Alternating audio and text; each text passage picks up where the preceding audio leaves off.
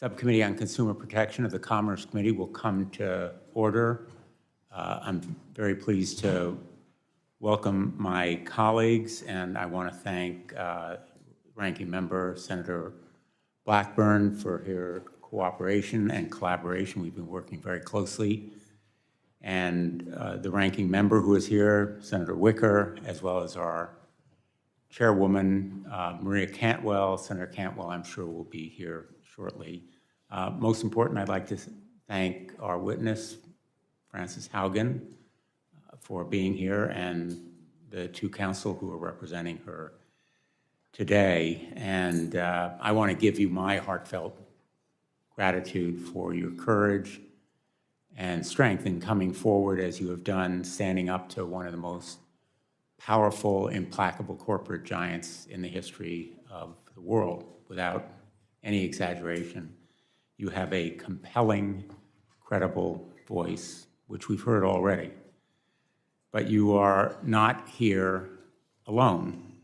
You're armed with documents and evidence. And you speak volumes, as they do, about how Facebook has put profits ahead of people. Among other revelations, the information that you have provided to Congress is powerful proof that Facebook knew its products were harming teenagers. Facebook exploited teens using powerful algorithms that amplified their insecurities and abuses through what it found was an addict's narrative. There is a question, which I hope you will discuss, as to whether there is such a thing as a safe algorithm. Facebook saw teens creating secret accounts that are often hidden from their parents as unique value proposition. In their words, a unique value proposition, a way to drive up numbers for advertisers and shareholders at the expense of safety. And it doubled down on targeting children, pushing products on preteens, not just teens, but preteens, that it knows are harmful to our kids' mental health and well-being. Instead of telling parents, Facebook concealed the facts. It sought to stonewall and block this information from becoming public, including to this committee when Senator Blackburn and I specifically asked the company. And still, even now, as of just last Thursday, when a Facebook witness came before this committee, it has refused disclosure or even to tell us when it might decide whether to disclose additional documents. And they've continued their tactics even after they knew the destruction it caused. It isn't just that they made money from these practices, but they continued to profit from them. Their profit was more important than the pain that they caused. Last Thursday, the message from Ms. Antigone Davis, Facebook's global head of safety, was simple. Quote, "This research is not a bombshell," end quote. And she repeated the line, "Not a bombshell." Well, this research is the very definition of a bombshell. Facebook and big tech are facing a big tobacco moment, a moment of reckoning. The parallel is striking. I sued Big Tobacco as Connecticut's Attorney General. I helped to lead the states in that legal action, and I remember very, very well the moment in the course of our litigation when we learned of those files that showed not only that Big Tobacco knew that its product caused cancer, but that they had done the research, they concealed the files, and now we knew, and the world knew. And big tech now faces that Big Tobacco jaw-dropping moment of truth. It is documented proof that Facebook knows its products can be addictive and toxic to children. And it's not just that they made money, again, it's that they valued their profit more than the pain that they caused to children and their families. The damage to self-interest and self-worth inflicted by Facebook today will haunt a generation. Feelings of inadequacy and insecurity, rejection, and self-hatred will impact this generation for years to come.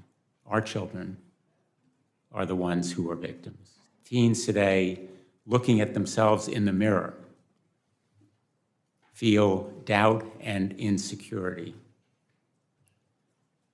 Mark Zuckerberg ought to be looking at himself in the mirror today. And yet, rather than taking responsibility and showing leadership, Mr. Zuckerberg is going sailing. His new modus operandi, no apologies, no admission, no action, nothing to see here. Mark Zuckerberg, you need to come before this committee. You need to explain to Frances Haugen, to us, to the world, and to the parents of America what you were doing and why you did it.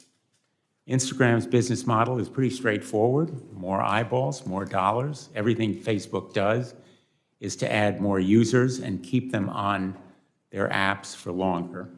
In order to hook us, Instagram uses our private information to precisely target us with content and recommendations, assessing that what will provoke a reaction will keep us scrolling. Far too often, these recommendations encourage our most destructive and dangerous behaviors. As we showed on Thursday, we created a fake account, my office and I did, as a teen interested in extreme dieting and eating disorders.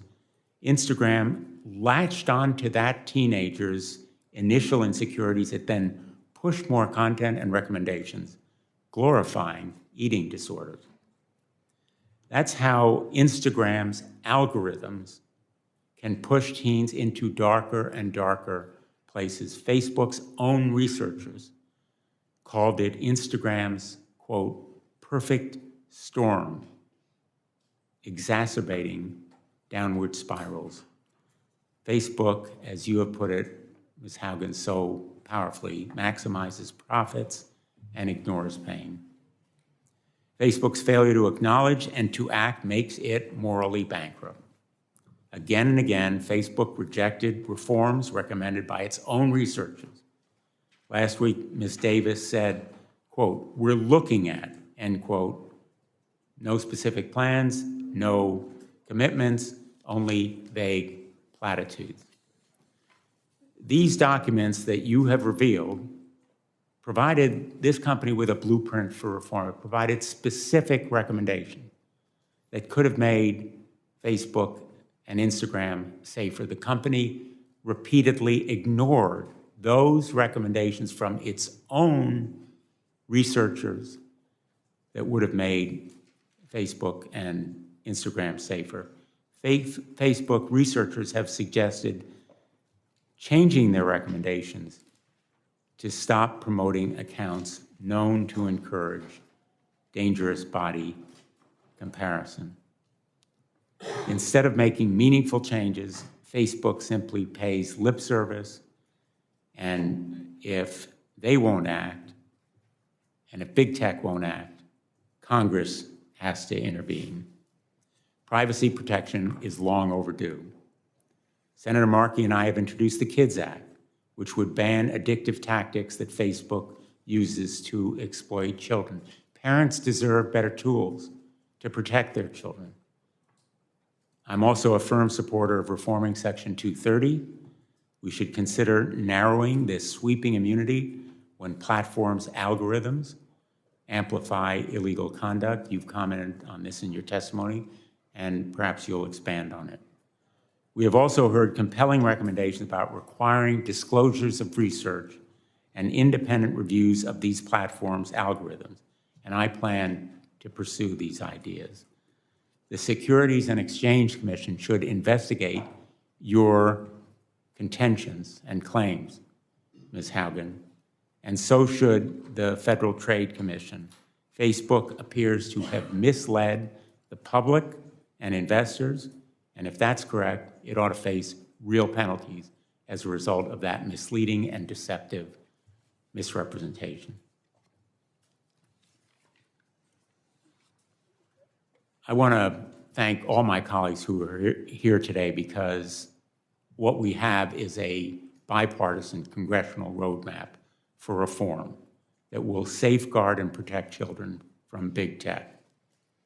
That will be a focus of our subcommittee moving forward, and it will continue to be bipartisan. And finally, I'll just end on this note. In the past weeks and days, parents have contacted me with their stories, heartbreaking and spine-chilling stories about children pushed into eating disorders, bullying online, self-injury of the most disturbing kind, and sometimes even taking their lives because of social media.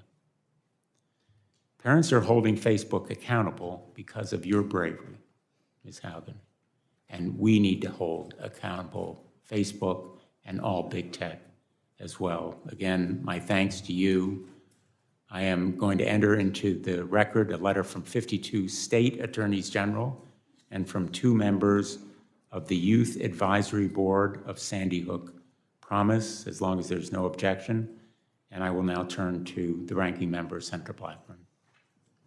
Thank you, Mr. Chairman, and thank you for entering that letter in the record that we have from our state's attorneys general.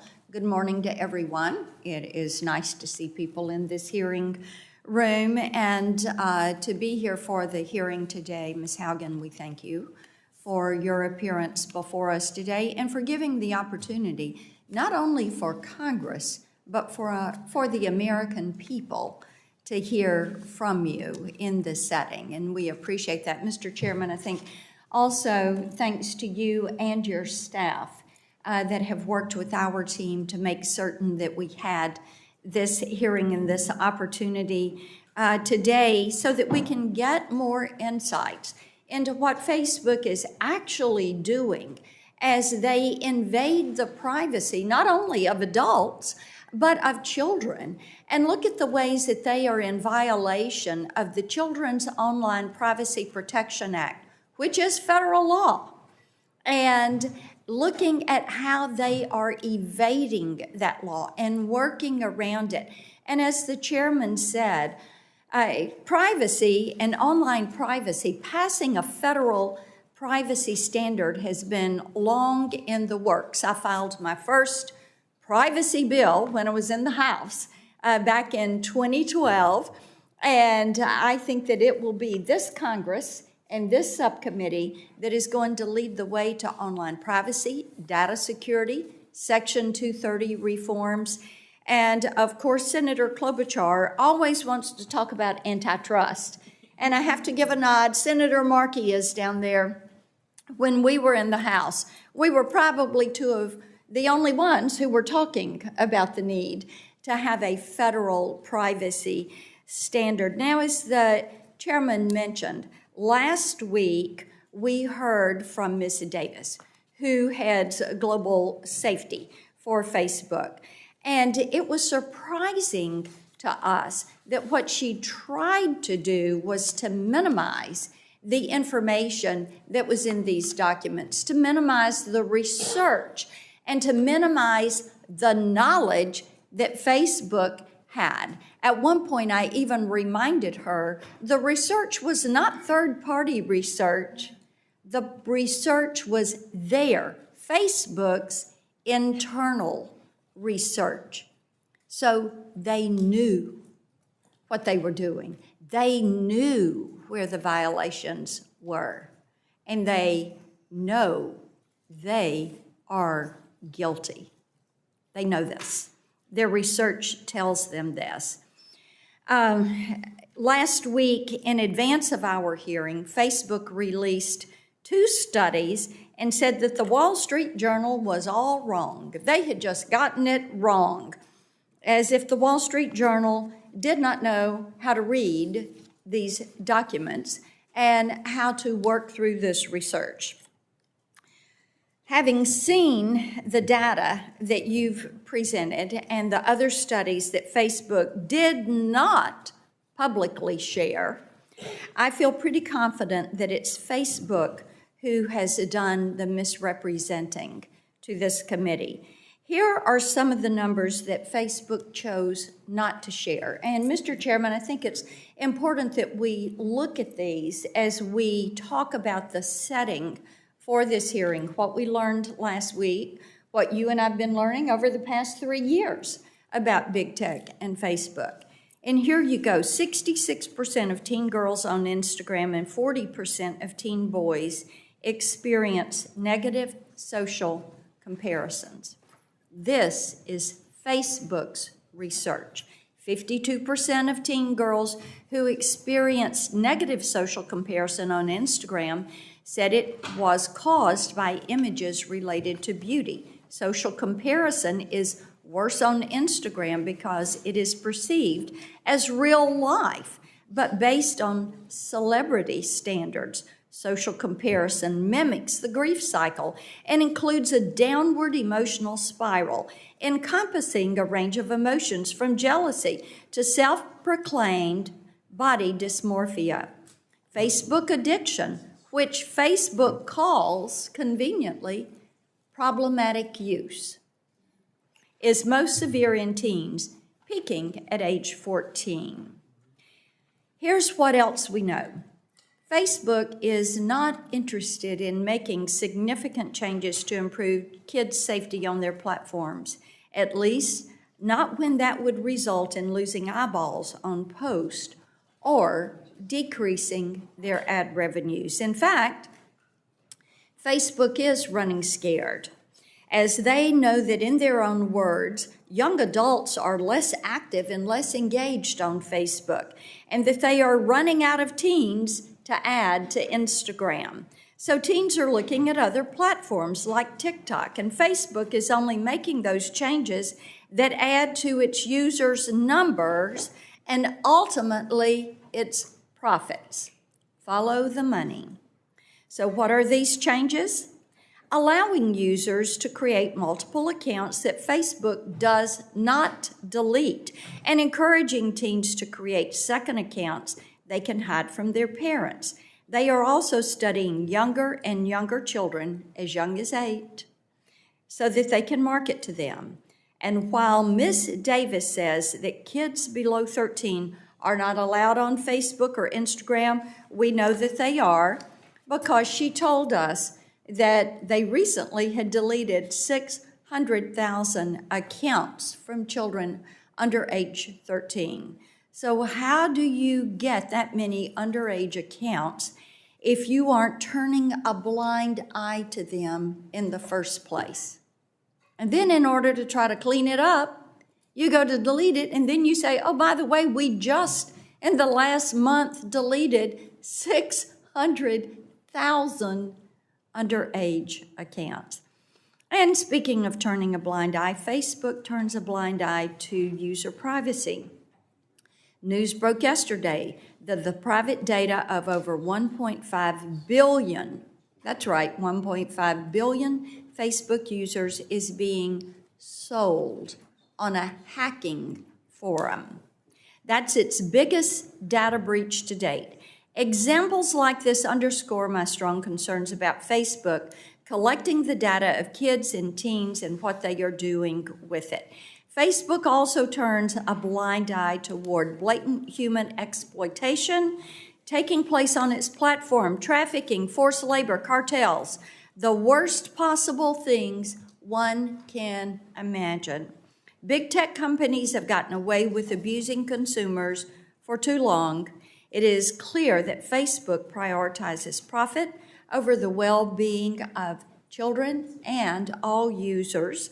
So as a mother and a grandmother, this is an issue that is of particular concern to me.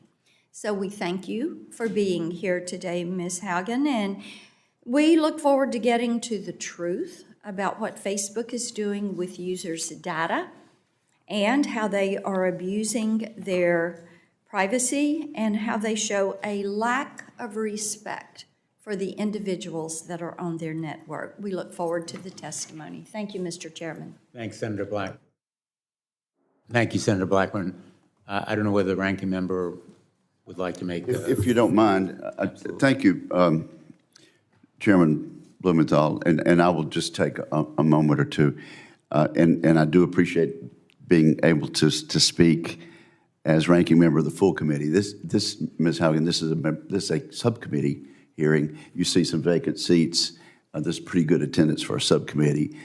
There are also a lot of things going on, so people will be coming and going. But I'm willing to predict that this will have almost 100% attendance by members of the subcommittee because of the importance of this subject matter. So thanks for coming forward to share concerns about Facebook's business practices, particularly with respect to children and teens. And of course, that is the main topic of it's the title of our hearing today, Protecting Kids Online. The recent revelations about Facebook's mental health effects on children and its plan to target younger audiences are indeed disturbing. And I think you're going to see a lot of bipartisan concern about this today and in future hearings. They show how urgent it is for Congress to act against powerful tech companies on behalf of children and the broader public. And I say powerful tech companies, they are possessive of immense power. Their product is addictive, and people on both sides of this dais are concerned about this. I talked to an opinion maker just down the hall a few moments before this hearing. This person said, the tech gods have been demystified now.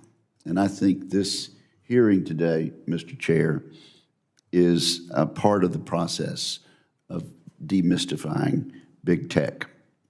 The children of America are hooked on their product.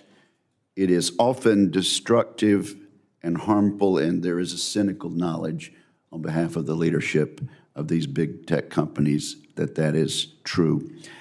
Ms. Haugen, I hope you will have a chance to talk about your work experience at Facebook and perhaps compare it to other social media companies. I also look forward to hearing your thoughts on how this committee and how this Congress can ensure greater accountability and transparency, especially with regard to children. So thank you, Mr. Chairman, and thank you, Ms. Haugen, for being here today.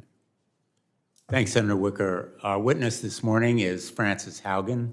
She was the lead product manager on Facebook's civic misinformation team. She holds a degree in electrical and computer engineering from Olin College and an MBA from Harvard.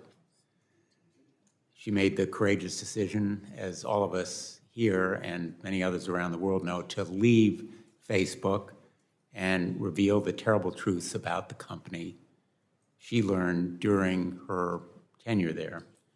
And I think we are all in agreement here in expressing our gratitude and our admiration for your bravery in coming forward. Thank you, Ms. Haugen. Please proceed.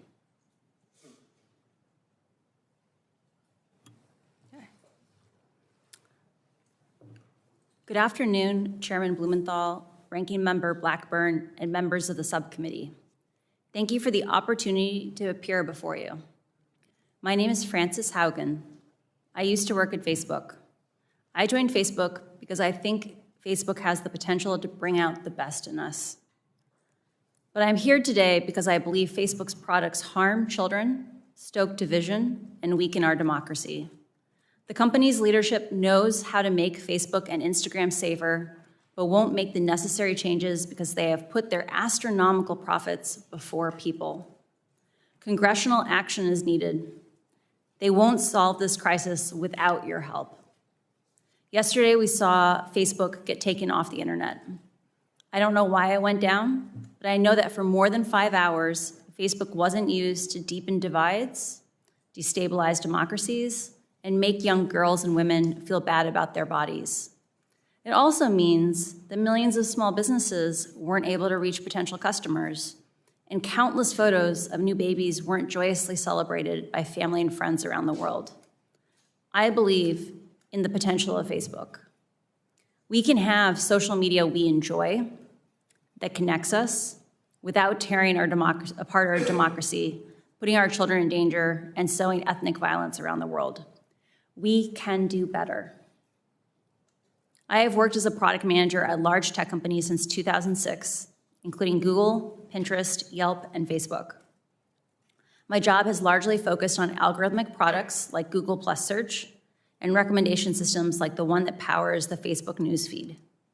Having worked on 4 different types of social networks, I understand how complex and nuanced these problems are.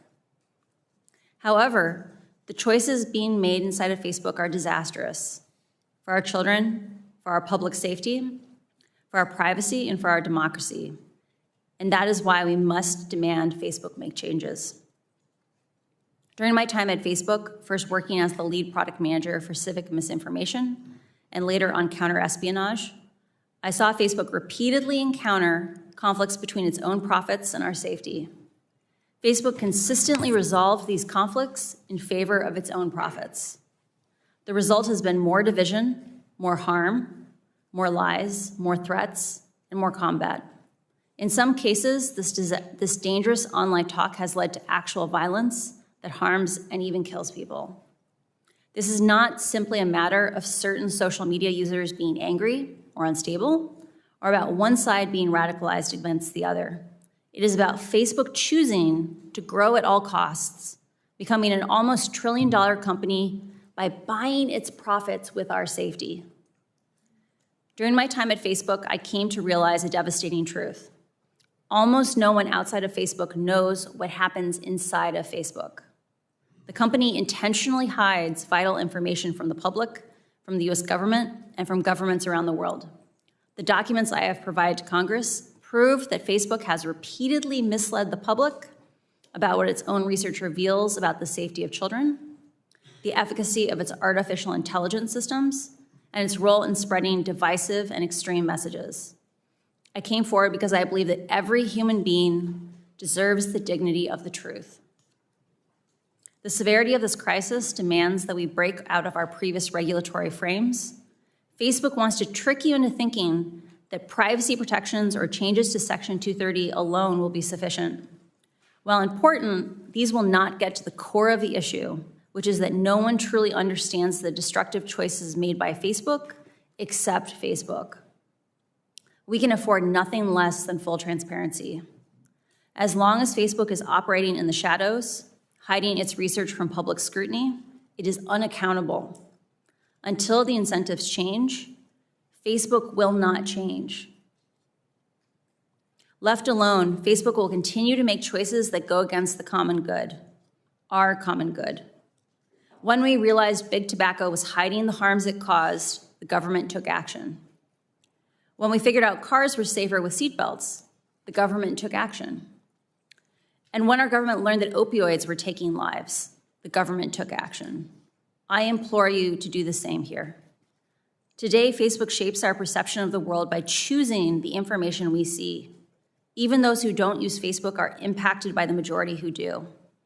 A company with such frightening influence over so many people, over their deepest thoughts, feelings, and behavior, needs real oversight. But Facebook's closed design means it has no real oversight. Only Facebook knows how it personalizes your feed for you.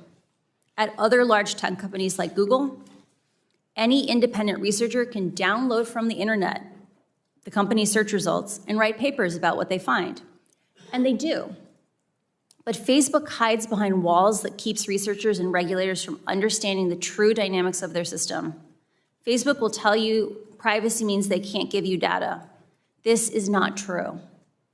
When tobacco companies claimed that filtered cigarettes were safer for consumers, scientists could independently invalidate these marketing messages and confirm that, in fact, they posed a greater threat to human health. The public cannot do the same with Facebook. We are given no other option than to take their marketing messages on blind faith. Not only does the company hide most of its own data, my disclosure has proved that when Facebook is directly asked questions as important as, how do you impact the health and safety of our children, they mislead and they choose to mislead and misdirect. Facebook has not earned our blind faith. This inability to see into Facebook's actual systems and confirm how they work is communicated and confirm that they work as communicated is like the Department of Transportation regulating cars by only watching them drive down the highway.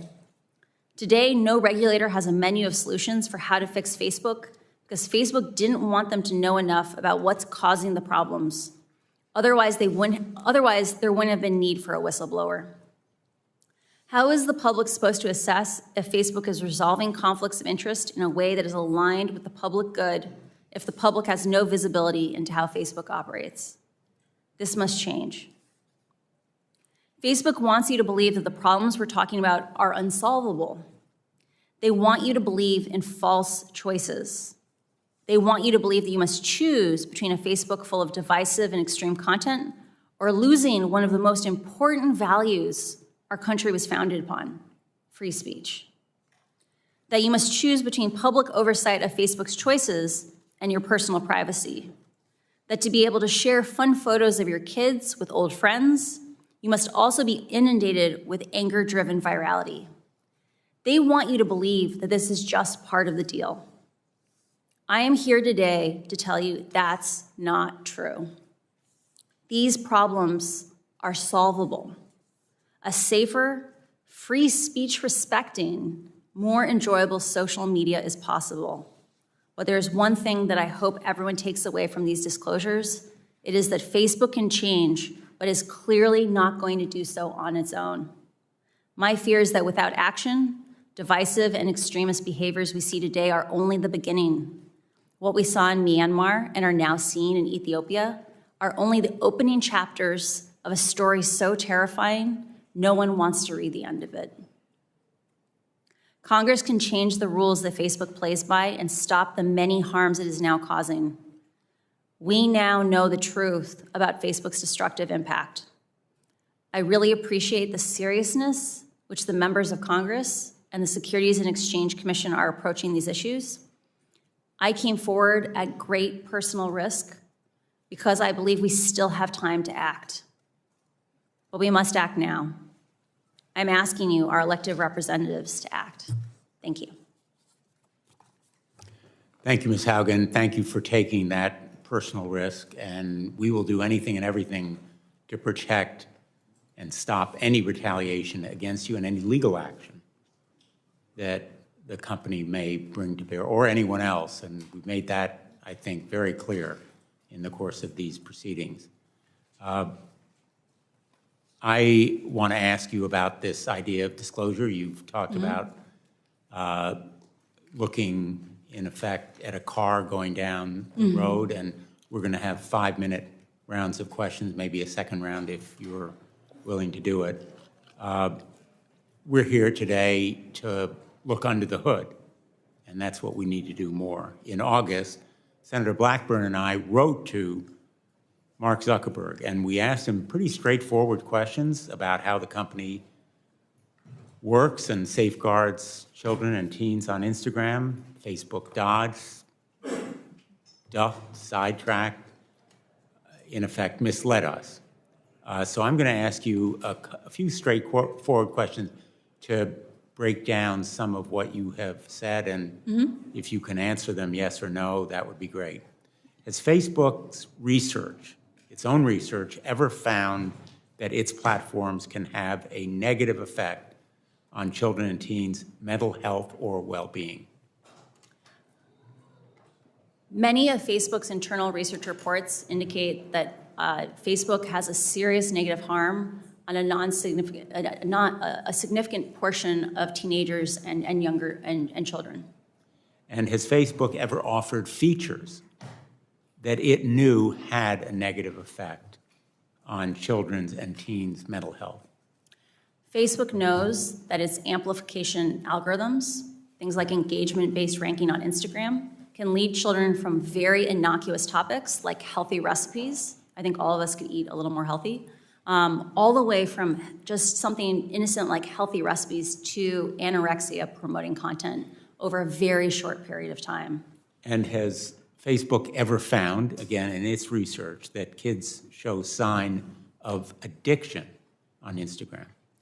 Facebook has studied a pattern that they call problematic use, what we might more commonly call addiction. It has a very high bar for what it believes it is. It says you self-identify that you don't have control over your usage and that it is materially harming your health, your schoolwork, or your physical health. 5 to 6% of 14-year-olds have the self-awareness to admit both those questions. It is likely that far more than 5 to 6% of 14-year-olds are addicted to Instagram. Last Thursday, my colleagues and I asked Ms. Davis, who was representing Facebook, about how the decision would be made whether to pause permanently Instagram for kids. And she said, quote, "There's no one person who makes a decision like that. We think about it that collaboratively." It's as though she couldn't mention Mark Zuckerberg's name. Isn't he the one who will be making this decision from your experience in the company? Mark holds a very unique role in the tech industry in that he holds over 55% of all the voting shares for Facebook. There are no similarly powerful companies that are as unilaterally controlled.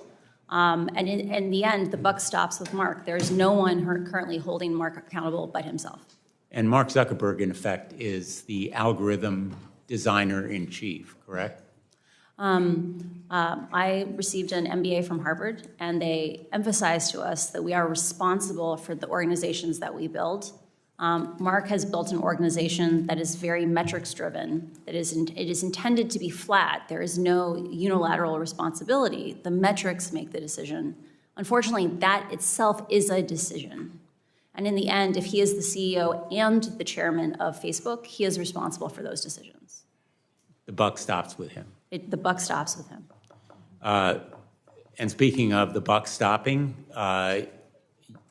you have said that Facebook should declare moral bankruptcy. I agree. Yeah. I think its actions and its failure to acknowledge its responsibility indicate moral bankruptcy. There is a cycle occurring inside the company where Facebook has struggled for a long time to recruit and retain the number of employees it needs to tackle the large scope of projects that it has chosen to take on. Facebook is stuck in a cycle where it struggles to hire. That causes it to understaff projects, which causes scandals, which then makes it harder to hire. Part of why Facebook needs to come out and say, we did something wrong, we made some choices that we regret, is the only way we can move forward and heal Facebook is we first have to admit the truth. Like the way we'll have reconciliation and we can move forward is by first being honest and declaring moral bankruptcy. Being honest and acknowledging that Facebook has caused and aggravated a lot of pain simply to make more money. And it has profited off spreading disinformation and misinformation and sowing hate.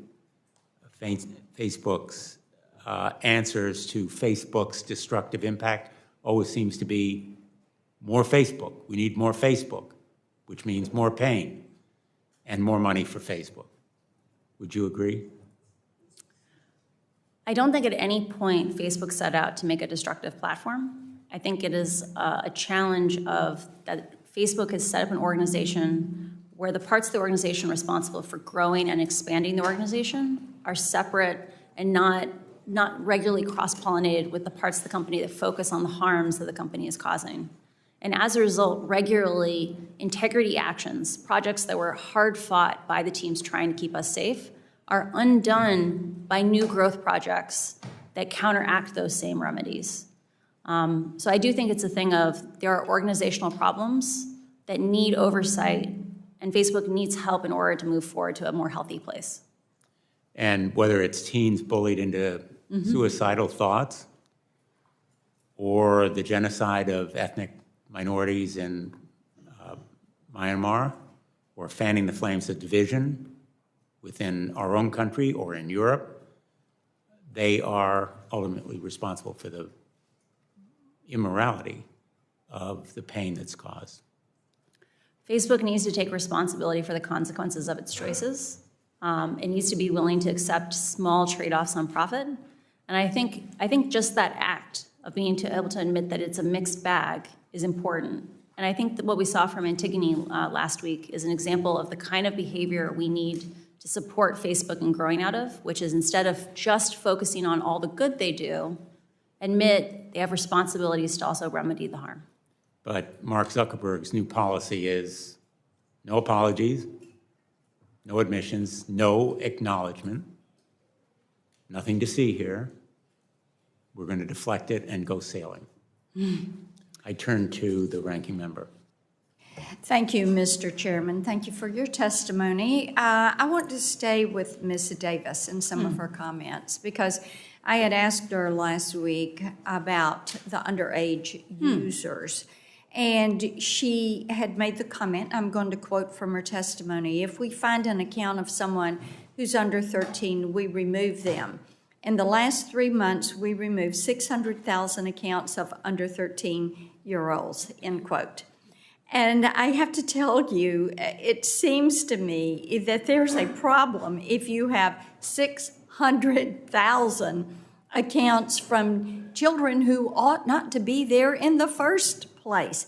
So what did Mark Zuckerberg know about Facebook's plans to bring kids on as new users and advertise to them? There are reports within Facebook that show cohort analyses where they examine at what ages do people join Facebook and Instagram. And based on those cohort analyses, so Facebook likes to say children lie about their ages to get onto the platform. Mm-hmm. The reality is enough kids tell the truth that you can work backwards to figure out what are approximately the real ages of anyone who's on the platform. When Facebook does cohort analyses and looks back retrospectively, it discovers things like, up to 10 to 15% of even 10-year-olds in a given cohort may be on Facebook or Instagram. Okay, so this is why Adam Mosseri, who's the CEO of Instagram, would have replied to Jojo Siwa when she said to him, oh, I've been on Instagram since I was 8. He said he didn't want to know that. Yeah. So it would be for this reason, correct? A pattern of behavior that I saw at Facebook was that often problems were so understaffed that there was kind of an implicit discouragement from having better detection systems. So, for example, I worked, my last team at Facebook was on the counter-espionage team within the threat intelligence org. And at any given time, our team could only handle 1/3 of the cases that we knew about. Okay. We knew that if we built even a basic detector, we would likely have many more cases. Okay, then let me ask you. Sure. Yeah, let me ask you this. So you look at the way that they have the data, but they're choosing to keep that data and advertise from it, right? Mm-hmm. You sell it to third parties. Mm-hmm. So what does Facebook do? You've got these 600,000 accounts that ought not to be on there. Mm-hmm. Probably more. Mm-hmm. And right. Yeah. But then you delete those accounts. But what happens to that data? Does Facebook keep that data?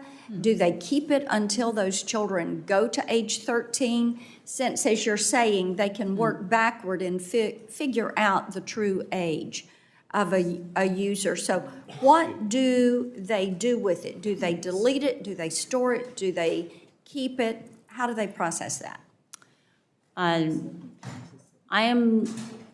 My understanding of Facebook's data retention policies, and I want to be really clear, I didn't work directly on that, is that when they delete an account, they delete all the data within, I believe, 90 days in compliance with GDPR.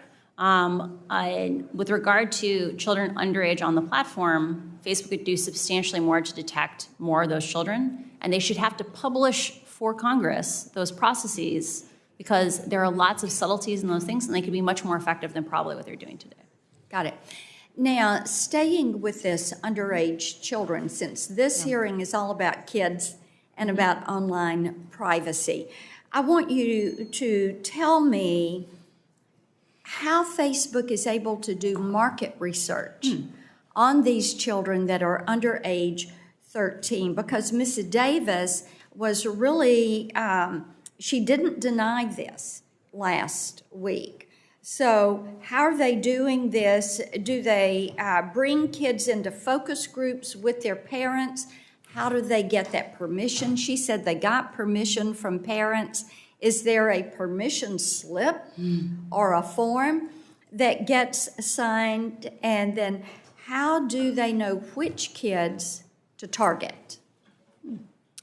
There's a bunch to unpack there. We'll start with maybe how did they recruit children for focus groups or recruit teenagers. Most tech companies have systems where they can analyze the data that is on their servers. So most of the focus groups I read or that I saw analysis of were around Messenger Kids, which has children on it. And those focus groups appear to be children interacting in person. Often, large tech companies use either sourcing agencies that will go and identify people who meet certain demographic criteria, or they will reach out directly based on data on the platform. So, for example, on the case of Messenger Kids, maybe you would want to study a child that was an active user and one that was a less active user. You might reach out to some that came from each population. And so these are children that are under age 13. Yeah. And they know it. For some of these studies. And I assume they get permission, but I don't work on that. Okay. Well, we're still waiting to get a copy of that parental consent form that would involve children. My time has expired, Mr. Chairman. I'll save my other questions for our second round if we're able to get those. Thank you. Great. Thank you, Senator Blackburn. Senator Klobuchar. Thank you very much, Mr. Chairman. Thank you so much, Ms. Haugen, for shedding a light on how Facebook time and time again has put profit over people. When their own research found that more than 13% of teen girls say that Instagram made their thoughts of suicide worse, what did they do? They proposed Instagram for Kids, which has now been put on pause because of public pressure. When they found out that their algorithms are fostering polarization, misinformation, and hate, that they allowed 99% of their violent content to remain unchecked on their platform, including lead up to the January 6th insurrection. What did they do? They now, as we know, Mark Zuckerberg's going sailing and saying no apologies. I think the time has come for action, and I think you are the catalyst for that action. You have said privacy legislation is not enough. I completely agree with you, but I think you know we have not done anything to update our privacy laws in this country, our federal privacy laws. Nothing, zilch, in any major way. Why? Because there are lobbyists around every single corner of this building that have been hired by the tech industry. We have done nothing when it comes to making the algorithms more transparent, allowing for the university research that you referred to. Why? Because Facebook and the other tech companies are throwing a bunch of money around this town and people are listening to them. We have done nothing significantly past, although we are on a bipartisan basis working in the antitrust subcommittee to get something done on consolidation, which you understand allows the dominant platforms to control all this, like the bullies in the neighborhood, buy out the companies that maybe could have competed with them and added the bells and whistles. So the time for action is now. So I'll start with something that I asked Facebook's head of safety when she testified before us last week. I asked her how they estimate the lifetime value of a user for kids who start using their products before they turn 13. She evaded the question and said, that's not the way we think about it. Is that right, or is it your experience that Facebook estimates and puts a value on how much money they get from users in general? I'll get to kids in a second. Is that a motivating force for them? Based on what I saw in terms of allocation of integrity spending, so one of the things disclosed in the Wall Street Journal was that I believe it's like 87% of all the misinformation spending is spent on English, but only about like 9% of the users are English speakers. It seems that Facebook invests more in users who make them more money, even though the danger may not be evenly distributed based on profitability. Does it make sense that having a younger person get hooked on social media at a young age makes them more profitable over the long term as they have a life ahead of them? Facebook's internal documents talk about the importance of getting younger users, for example, tweens, onto Instagram, like Instagram Kids, because they need to have, they know that children bring their parents online and things like that. And so they understand the value of younger users for the long-term success of Facebook. Facebook reported advertising revenue to be $51.58 per user last quarter in the US and Canada. When I asked Ms. Davis how much of that came from Instagram users under 18, she wouldn't say. Do you think that teens are profitable for their company? I would assume so, based on advertising for things like television. You get much substantially higher advertising rates for customers who don't yet have preferences or habits. And so I'm sure they are some of the more profitable users on Facebook, but I do not work directly on that. Another major issue that's come out of this, eating disorders. Studies have found that eating disorders actually have the highest mortality rate of any mental illness for women. And I led a bill on this with Senators Capito and Baldwin that we passed into law. And I'm concerned that this algorithms that they have pushes outrageous content, promoting anorexia and the like. I know it's personal to you. Do you think that their algorithms push some of this content to young girls? Facebook knows that the engagement-based ranking, the way that they pick the content in Instagram for young users, for all users, amplifies preferences. And they have done something called a proactive incident response, where they take things that they've heard, for example, like, can you be led by the algorithms to anorexia content? And they have literally recreated that experiment themselves and confirmed, yes, this happens to people. So Facebook knows that they are leading young users to anorexia content. Do you think they are deliberately designing their product to be addictive beyond even that content? Facebook has a long history of having a successful and very effective growth division, where they take little tiny tweaks and they constantly are trying to optimize it to grow. Those kinds of stickiness could be construed as things that facilitate addiction. Right. Last thing I'll ask is, we've seen this same kind of content in the political world. You brought up other countries and what's been happening there. On 60 Minutes, you said that Facebook implemented safeguards to reduce misinformation ahead of the 2020 election, but turned off those safeguards right after the election. And you know that the insurrection occurred January 6th. Do you think that Facebook turned off the safeguards because they were costing the company money, because it was reducing profits? Facebook has been emphasizing a false choice. They've said the safeguards that were in place before the election implicated free speech. The choices that were happening on the platform were really about how reactive and twitchy was the platform, right? Like, how viral was the platform? And Facebook changed those safety defaults in the run-up to the election because they knew they were dangerous. And because they wanted that growth back, they wanted the acceleration of the platform back after the election, they returned to their original defaults. And the fact that they had to break the glass on January 6th and turn them back on, I think that's deeply problematic. Agree. Thank you very much for your bravery in coming forward. Senator Thune. Thank you, Mr. Chair and Ranking Member Blackburn. I've been arguing for some time that it is time for Congress to act, and I think the question is always, what is the correct way to do it, the right way to do it, consistent with our First Amendment right to free speech. Totally. This committee doesn't have jurisdiction over the antitrust issue. That's the Judiciary Committee, and I'm not averse to looking at the monopolistic nature of Facebook, honestly. I think that's a real issue that needs to be examined and perhaps addressed as well. But at least under this committee's jurisdiction, there are a couple of things I think we can do. And I have a piece of legislation, and Senators Blackburn and Blumenthal are both co-sponsors, called the Filter Bubble Transparency Act. And essentially what it would do is give users the options to engage with social media platforms without being manipulated by these secret formulas that essentially dictate the content that you see when you open up an app or log on to a website. We also, I think, need to hold big tech accountable by reforming Section 230. And one of the best opportunities, I think, to do that, at least in a bipartisan way, is the Platform Accountability and Consumer Transparency, or the PACT Act, and that's legislation that I've co-sponsored with Senator Schatz, which, in addition to stripping Section 230 protections for content that a court determines to be illegal, The PACT Act would also increase transparency and due process for users around the content moderation process.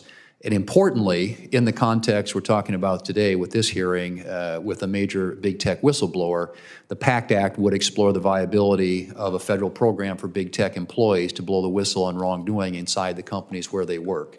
In my view, we should encourage employees in the tech sector like you to speak up about questionable practices of big tech companies, so we can, among other things, ensure that Americans are fully aware of how social media platforms are using artificial intelligence and opaque algorithms to keep them hooked on the platform. So let me, Ms. Haugen, just ask you, we've learned from the information that you provided that Facebook conducts what's called engagement-based ranking, which you've described as very dangerous. Could you talk more about why engagement-based ranking is dangerous, and do you think Congress should seek to pass legislation like the Filter Bubble Transparency Act that would give users the ability to avoid engagement-based ranking altogether? Facebook is going to say, you don't want to give up engagement-based ranking. You're not going to like Facebook as much if we're not picking out the content for you. That's just not true. There are a lot of, Facebook likes to present things as false choices, like you have to choose between having lots of spam. Like let's say, imagine we ordered our feeds by time, like on iMessage or on, there are other forms of social media that are chronologically based. They're going to say, you're going to get spammed, like you're not going to enjoy your feed. The reality is that those experiences have a lot of permutations. There are ways that we can make those experiences where computers don't regulate what we see.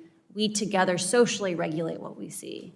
But they don't want us to have that conversation because Facebook knows that when they pick out the content that we focus on using computers, we spend more time on their platform, they make more money.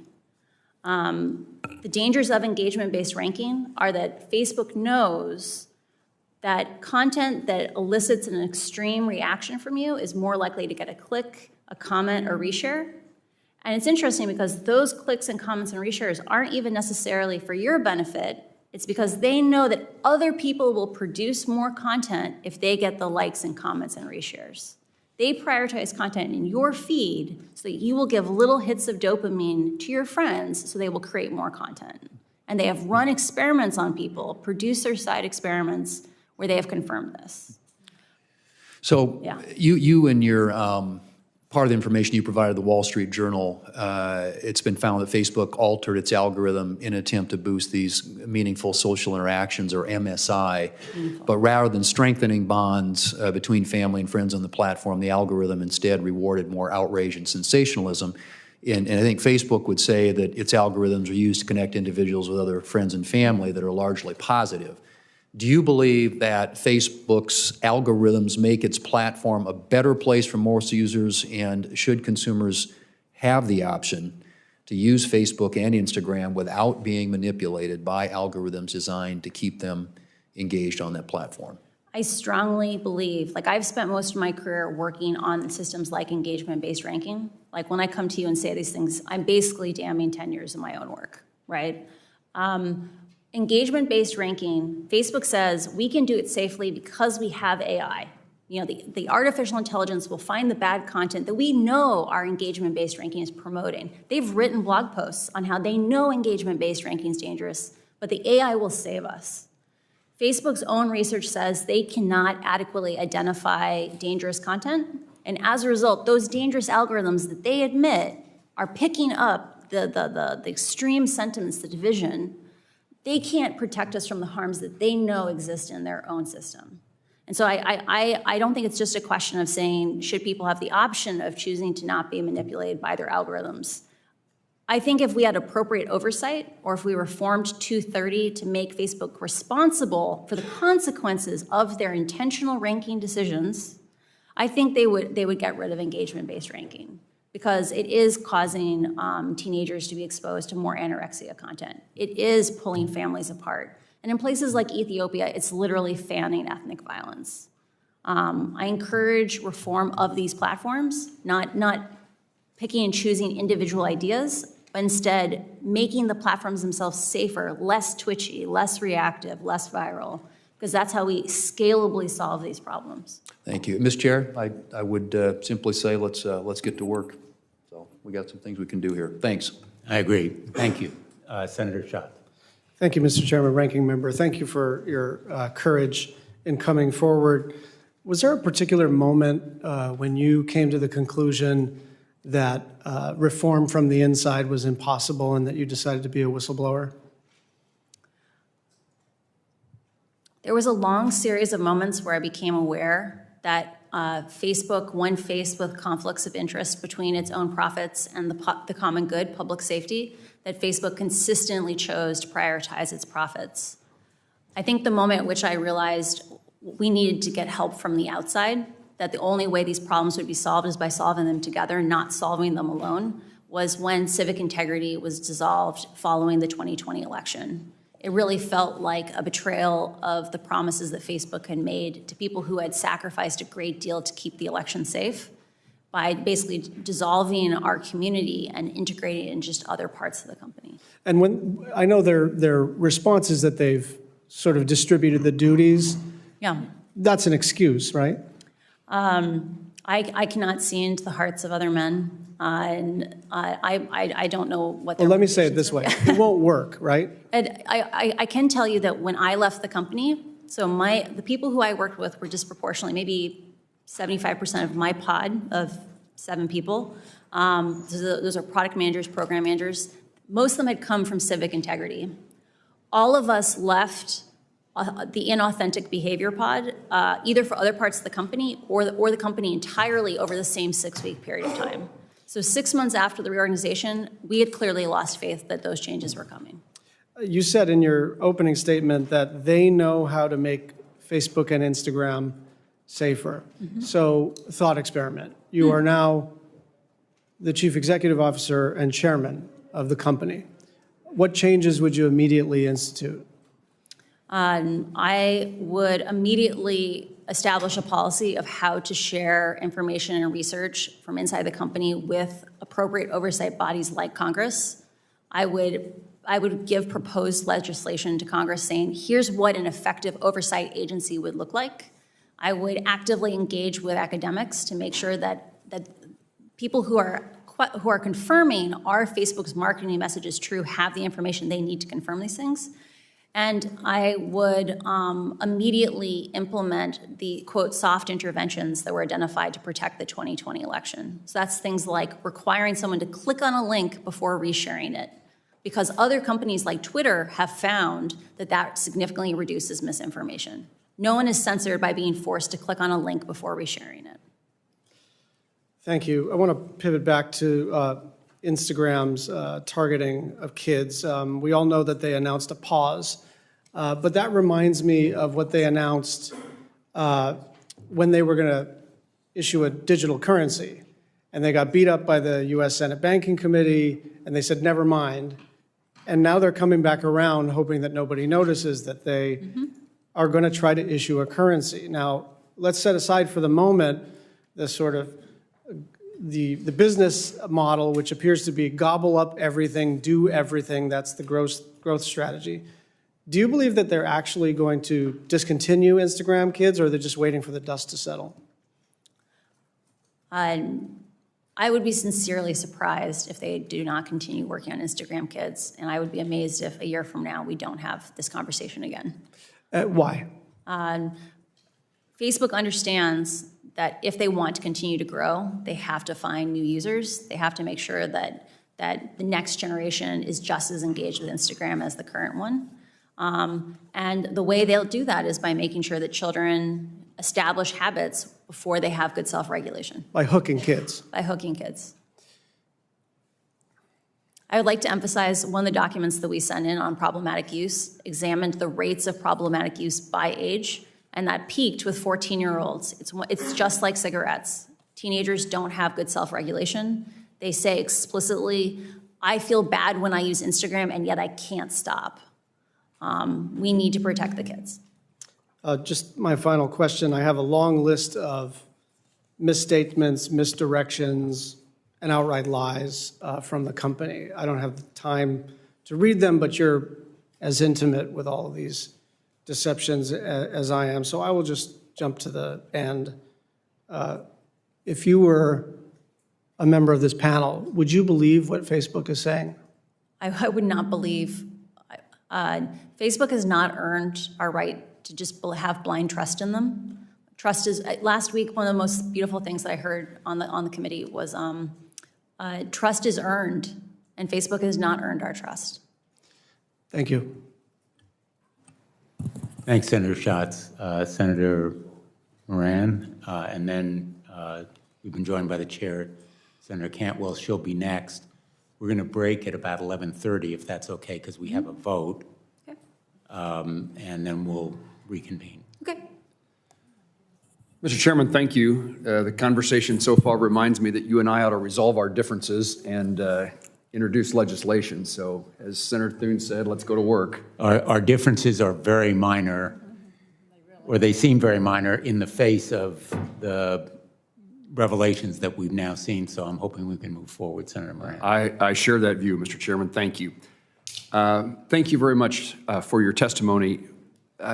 What examples do you know? We've talked about particularly children, teenage girls in specifically, but what other examples do you know about where Facebook or Instagram knew its decisions would be harmful to its users, but still proceeded with the plan and executed those harmful behavior? Facebook's internal research is aware that there are a variety of problems facing children on Instagram that are, they know that severe harm is happening to children. For example, in the case of bullying, Facebook knows that Instagram dramatically changes the experience of high school. So when we were in high school, or when I was in high school, most kids You looked at me and changed your wording. Sorry. When I was in high school, most kids have positive home lives. Like, it doesn't matter how bad it is at school. Kids can go home and reset for 16 hours. Kids who are bullied on Instagram, the bullying follows them home. It follows them into their bedrooms. The last thing they see before they go to bed at night is someone being cruel to them, or the first thing they see in the morning is someone being cruel to them.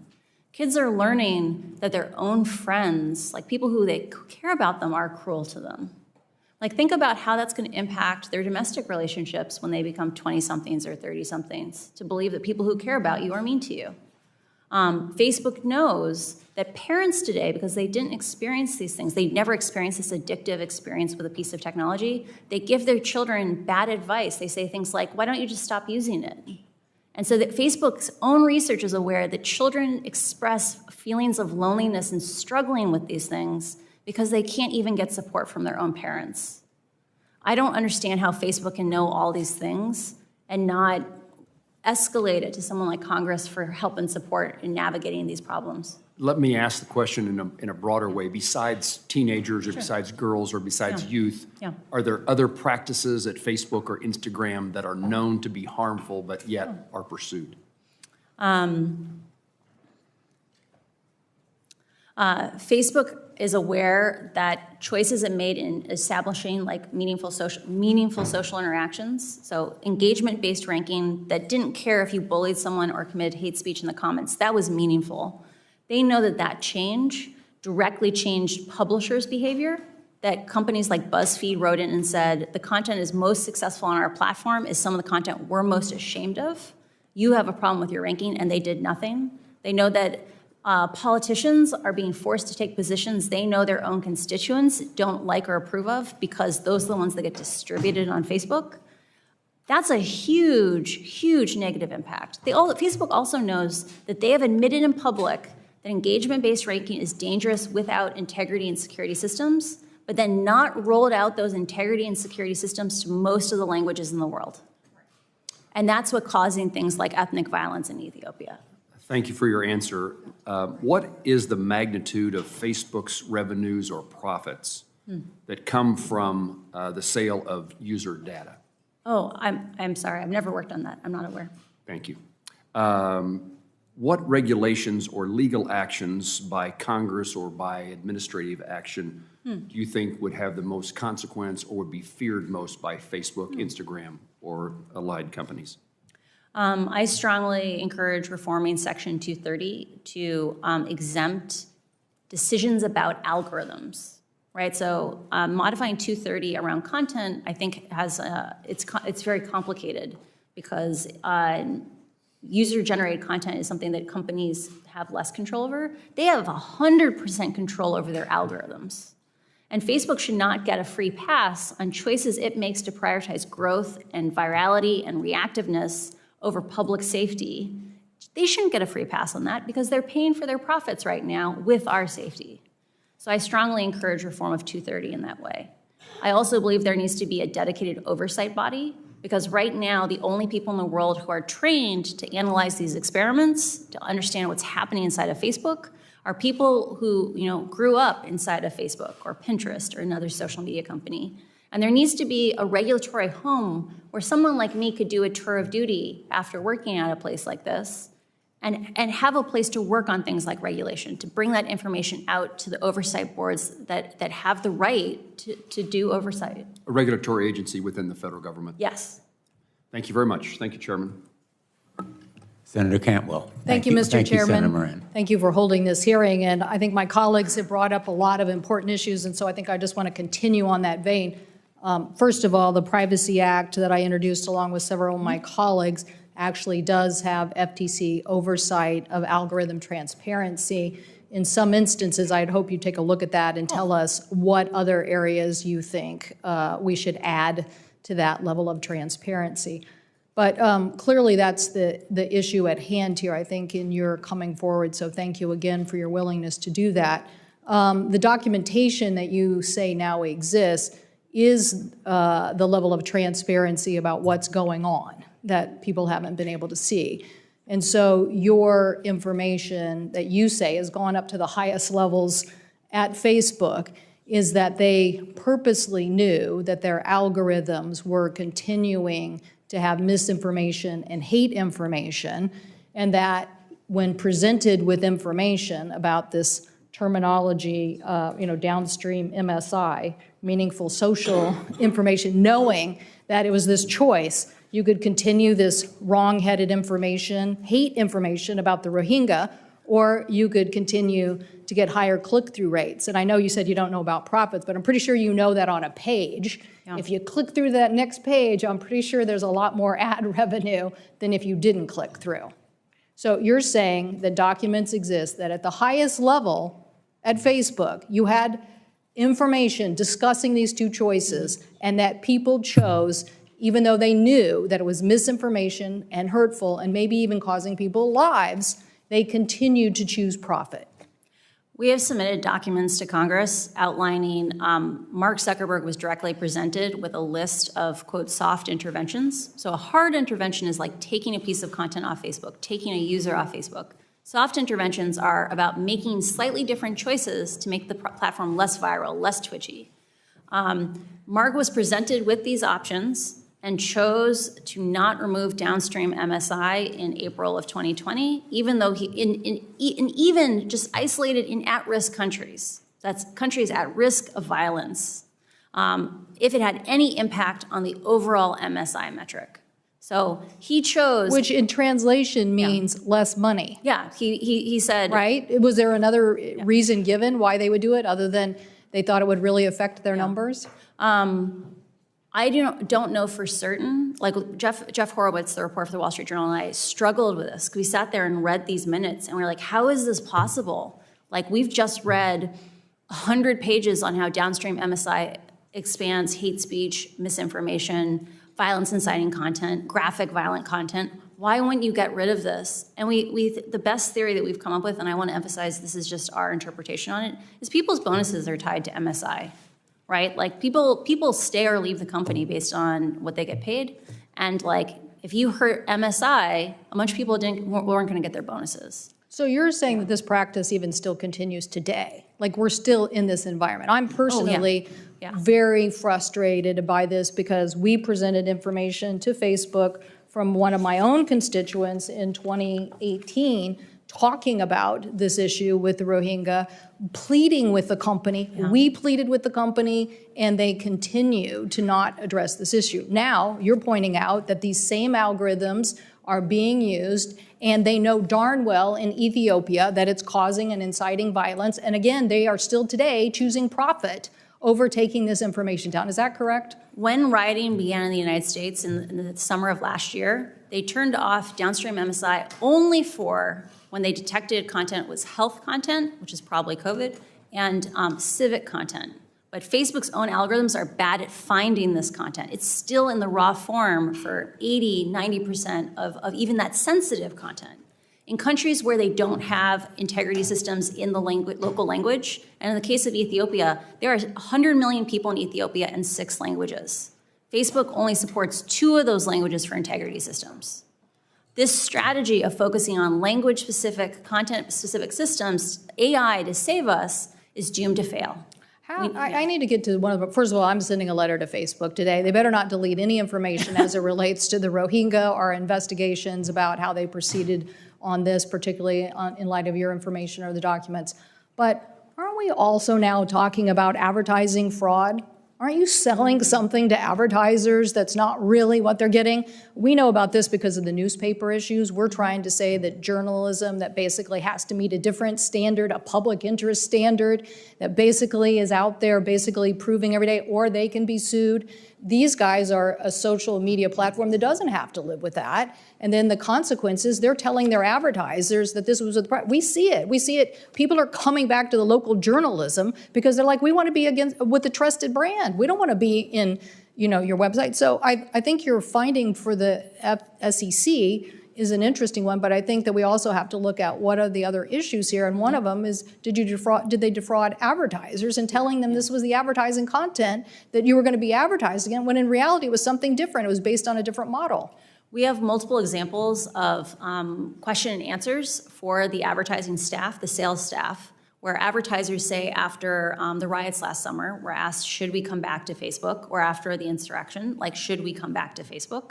And Facebook said in their talking points that they gave to advertisers, we're doing everything in our power to make this safer, or we take down all the hate speech when we find it. But Facebook's own and that was not true. That was not true. They get 3 to 5% of hate speech. Thank you. Thank you, Mr. Chairman. Thanks, Senator Cantwell. And if you want to make your letter available to other members of the committee, I'd be glad to join you myself. Thank you. And thank you. Thank you for suggesting it. Thank you. Senator Lee. Thank you, Mr. Chairman, and thank you, Ms. Haugen, for joining us this week. It's very, very helpful. We're grateful that you're willing to make yourself available. Last week, we had another witness from Facebook, Ms. Davis. She came and she testified before this committee, and she focused on, among other things, the extent to which Facebook targets ads to children, including ads that are either sexually suggestive or geared toward adult-themed products or themes in general. Now, while I appreciated her willingness to be here, I didn't get the clearest answers in response to some of those questions. And so I'm hoping that you can help shed some light on some of those issues related to Facebook's advertising processes here today. As we get into this, I want to first read you a quote that I got from Ms. Davis last week. Here's what she said during her questioning. Quote, "When we do ads to young people, there are only 3 things that an advertiser can target around: age, gender, location. We also prohibit certain ads to young people, including weight loss ads. We don't allow tobacco ads at all, meaning to young people. We don't allow them to children. We don't allow them to minors," close quote. Now, since that exchange happened last week, there are a number of individuals and groups, including a group called the Technology Transparency Project, or TTP, that have indicated that that part of her testimony was inaccurate, that it was false. TTP noted that TTP had conducted an experiment just last month, and their goal was to run a series of ads that would be targeted to children ages 13 to 17, to users in the United States. Now, I want to emphasize that TTP didn't end up running these ads. They stopped them from being distributed to users. But Facebook did, in fact, approve them. And as I understand it, Facebook approved them for an audience of up to 9.1 million users, all of whom were teens. So I brought a few of these to show you today. This is the first one I wanted to showcase. This first one has a colorful graphic encouraging kids to, quote, throw a Skittles party like no other, which, you know, as the graphic indicates, and as the slang jargon also independently suggests, this involves kids getting together randomly to abuse prescription drugs. The second graphic displays an anatip, that is, a tip specifically designed to encourage and promote anorexia. And it's on there. Now, the language, the anatip itself, independently promotes that. The ad also promotes it, insofar as it was suggesting these are images you ought to look at when you need motivation to be more anorexic, I guess you could say. Now, the third one invites children to find their partner online and to make a love connection. You look lonely, find your partner now to make a love connection. Now look, it'd be an entirely different kettle of fish if this were targeted to an adult audience. It is not. It's targeted to 13 to 17-year-olds. Now, obviously, I don't support, and TDP does not support these messages, particularly when targeted to impressionable children. And again, just to be clear, TDP did not end up pushing the ads out after receiving Facebook's approval. But it did, in fact, receive Facebook's approval. So I think this says something.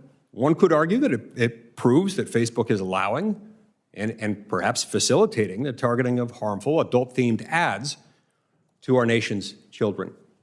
So could you please explain to me, Ms. Haugen, how these ads with a target audience of 13 to 17-year-old children, how would they possibly be approved by Facebook? And is AI involved in that?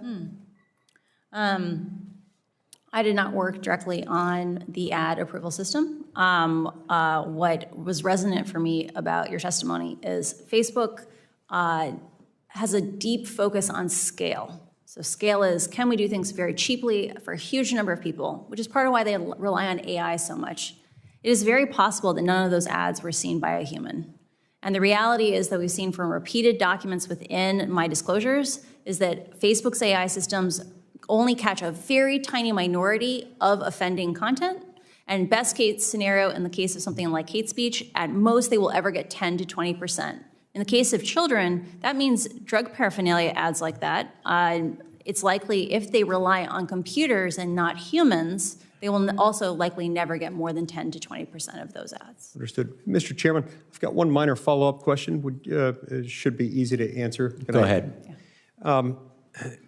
So, well, Facebook may claim that it only targets ads based on age, gender, and location, even though these things seem to counteract that. But let's set that aside for a minute. And that they're not basing ads based on specific interest categories. Does Facebook still collect interest category data on teenagers, even if they aren't at that moment targeting ads at teens based on those interest categories? I think it's very important to differentiate between what targeting are advertisers allowed to specify and what targeting Facebook may learn for an ad. Let's imagine you had some text on an ad. It would likely extract out features that it thought was relevant for that ad. For example, in the case of something about partying, it would learn partying is a concept. I'm very suspicious that personalized ads are still not being delivered to teenagers on Instagram because the algorithms learn correlations. They learn interactions where your party ad may still go to kids interested in partying because Facebook is almost certainly has a ranking model in the background that it says this person wants more party-related content. Interesting. Thank you. That's very helpful. And what that suggests to me is that while they're saying they're not targeting teens with those ads, the algorithm might do some of that work for them, which might explain why they collect the data, even while claiming that they're not targeting those ads in that way. I can't speak to whether or not that's the intention, but the reality is it's very, very, very difficult to understand these algorithms today. And over and over and over again, we saw these biases the algorithms unintentionally learn. And so, yeah, it's very hard to disentangle out these factors as long as you have engagement-based ranking. Thank you, Ms. Haugen. Thank you very much, Senator Lee. Senator Markey. Thank you, Mr. Chairman, very much. Thank you, Ms. Haugen. You are a 21st century American hero, warning our country of the danger for young people, for our democracy, and our nation owes you just a huge debt of gratitude for the courage you're showing here today, so thank you. Ms. Haugen, do you agree that Facebook actively seeks to attract children and teens onto its platforms? And Facebook actively markets to children under the age of 18 to get on Instagram, and definitely targets children as young as 8 to be on Messenger Kids. An internal Facebook document from 2020 that you revealed reads, "Why do we care about tweens? They are a valuable but untapped audience." So Facebook only cares about children to the extent that they are of monetary value. Last week, Facebook's global head of safety, Antigone Davis, told me that Facebook does not allow targeting of certain harmful content to teens. Ms. Davis stated, "We don't allow weight loss ads to be shown to people under the age of 18.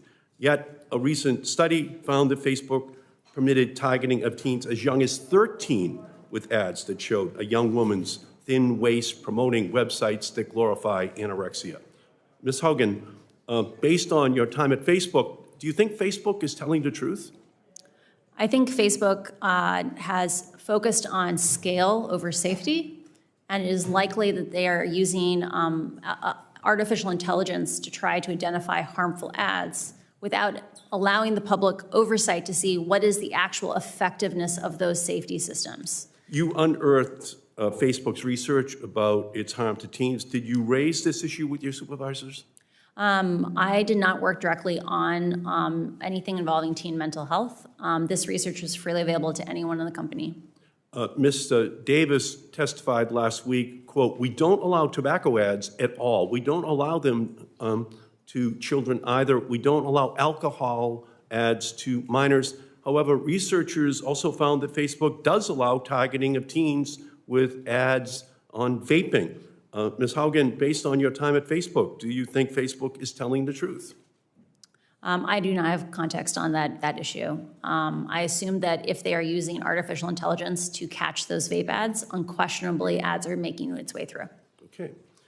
So from my perspective, listening to you and your incredibly courageous revelations time and time again, Facebook says one thing and does another.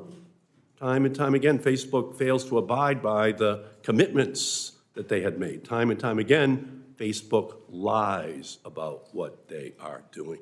Yesterday, Facebook had a platform outage, but for years it has had a principles outage. Its only real principle is profit.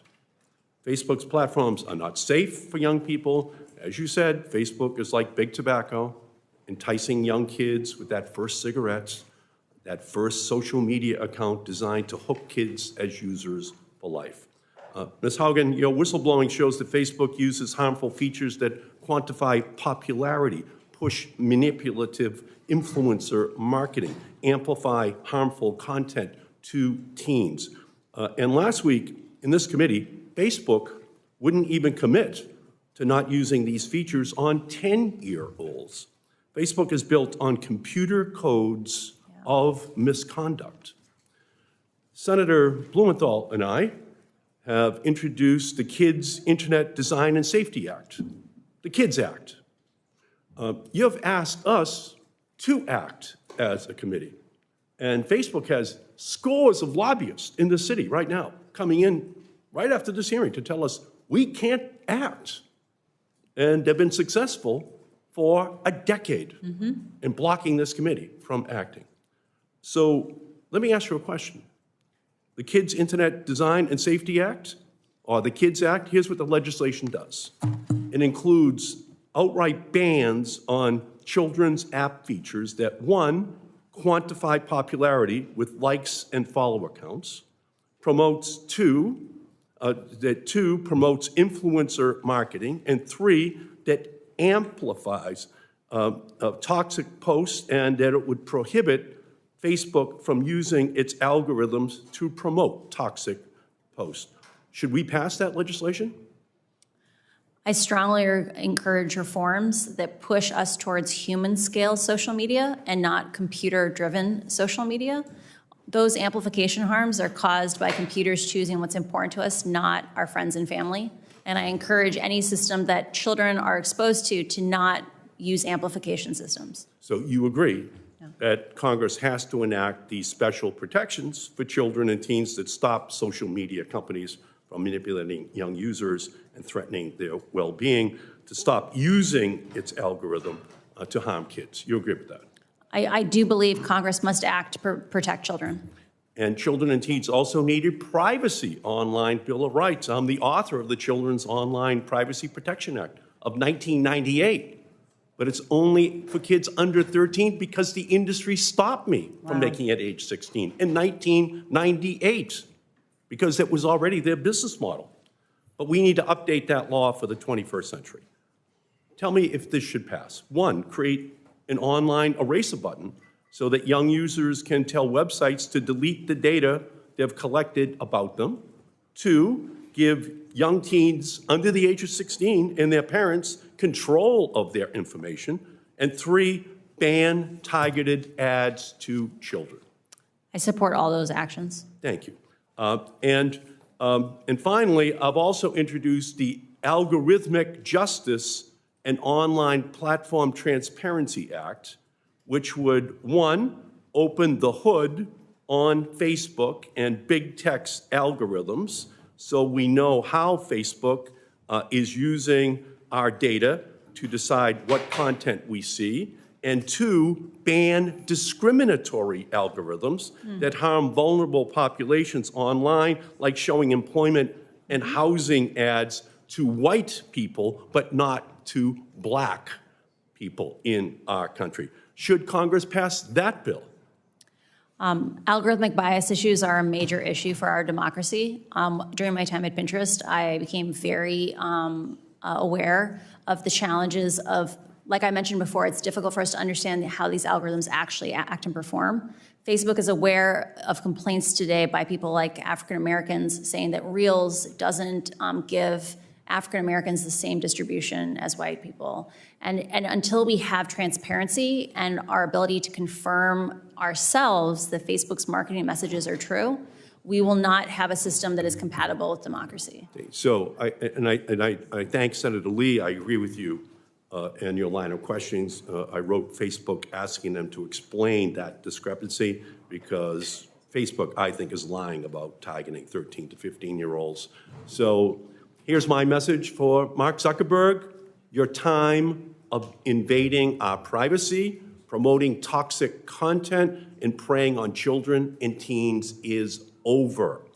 Congress will be taking action. You can work with us or not work with us, but we will not allow your company to harm our children and our families and our democracy any longer. Thank you, Ms. Haugen. We will act. Thanks, Senator Markey. We're going to turn to Senator Blackburn, and then we will take a break. I know that there's some interest in another round of questions. Maybe, maybe we'll turn to Senator Lujan for his questions before. Well, we've got Cruz and Scott. And we have others, so Yes. we'll come back after the. Mr. Chairman? Yeah. I have to go to sit in the chair starting at noon today. Why don't we turn to, you had Yeah, one question? I do. I have one question. This relates to what Mr. Markey was asking. Does Facebook ever employ child psychologists or mental health professionals to deal with these children online issues that we're discussing? Facebook has many researchers with PhDs. I assume some of them are, I know that some have psychology degrees. I'm not sure if they are child specialists. Facebook also works with external agencies that are specialists at children's rights online. Senator Lujan, and then at the conclusion of Senator Lujan's questions, we'll take a break. We'll come back at noon. Thank you, Mr. Chairman, and I appreciate the indulgence of the committee. Ms. Haugen, last week, the committee heard directly from Ms. Davis, the global head of safety for Facebook. During the hearing, the company contested their own internal research as if it does not exist.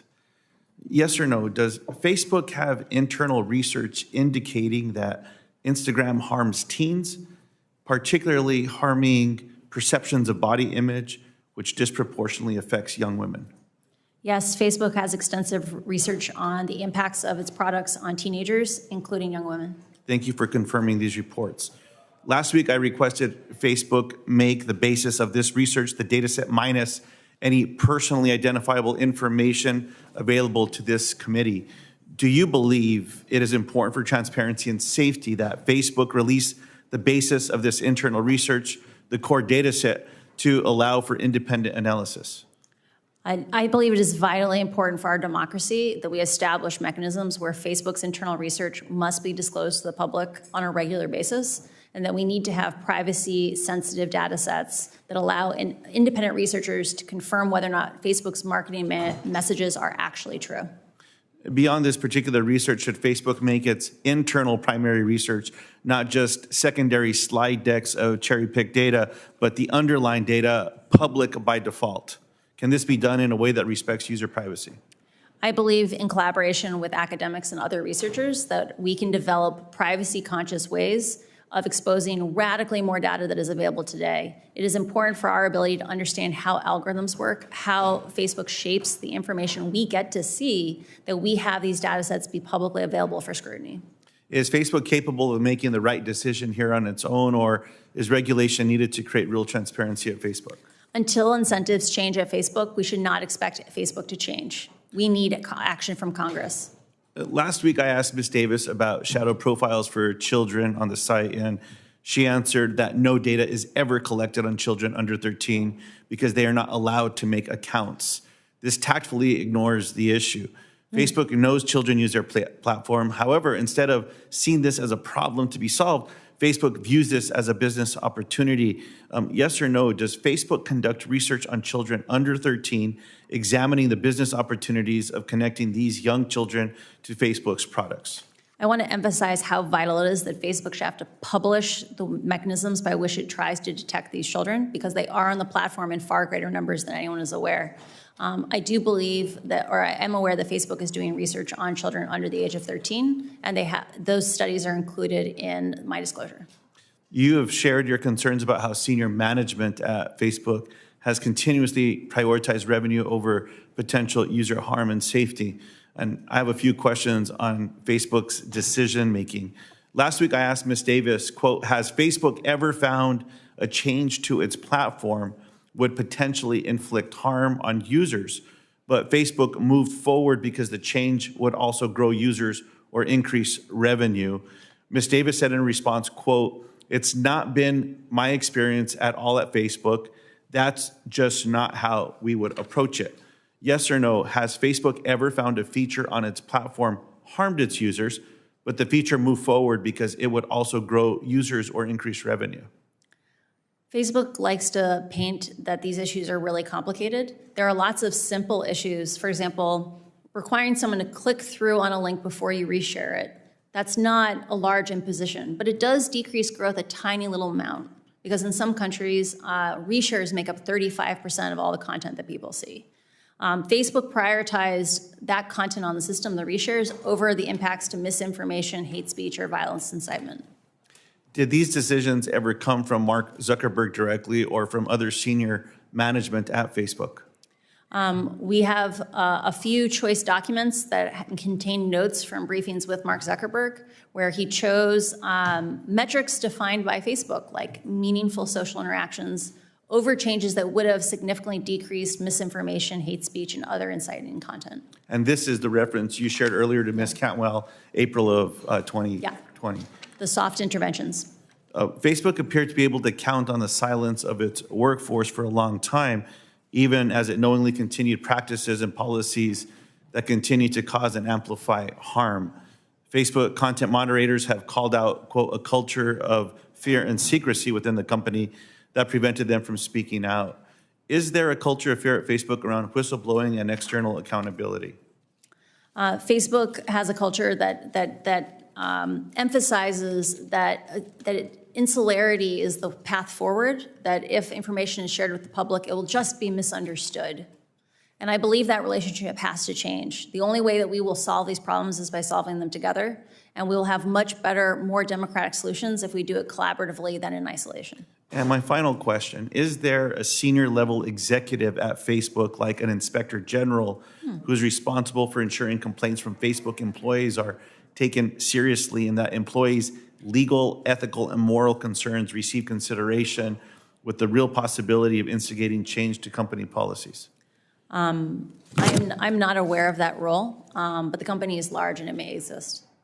I appreciate that. It's my understanding that there's a gentleman by the name of Roy Austin, who is the Vice President of Civil Rights, who's described himself as an inspector general, but he does not have the authority to make these internal conflicts public. The Oversight Board was created by Facebook to review moderation policies related to public content specifically. It was not created to allow employees to raise concerns. Again, another area of interest I believe that we have to act on. I thank you for coming forward today.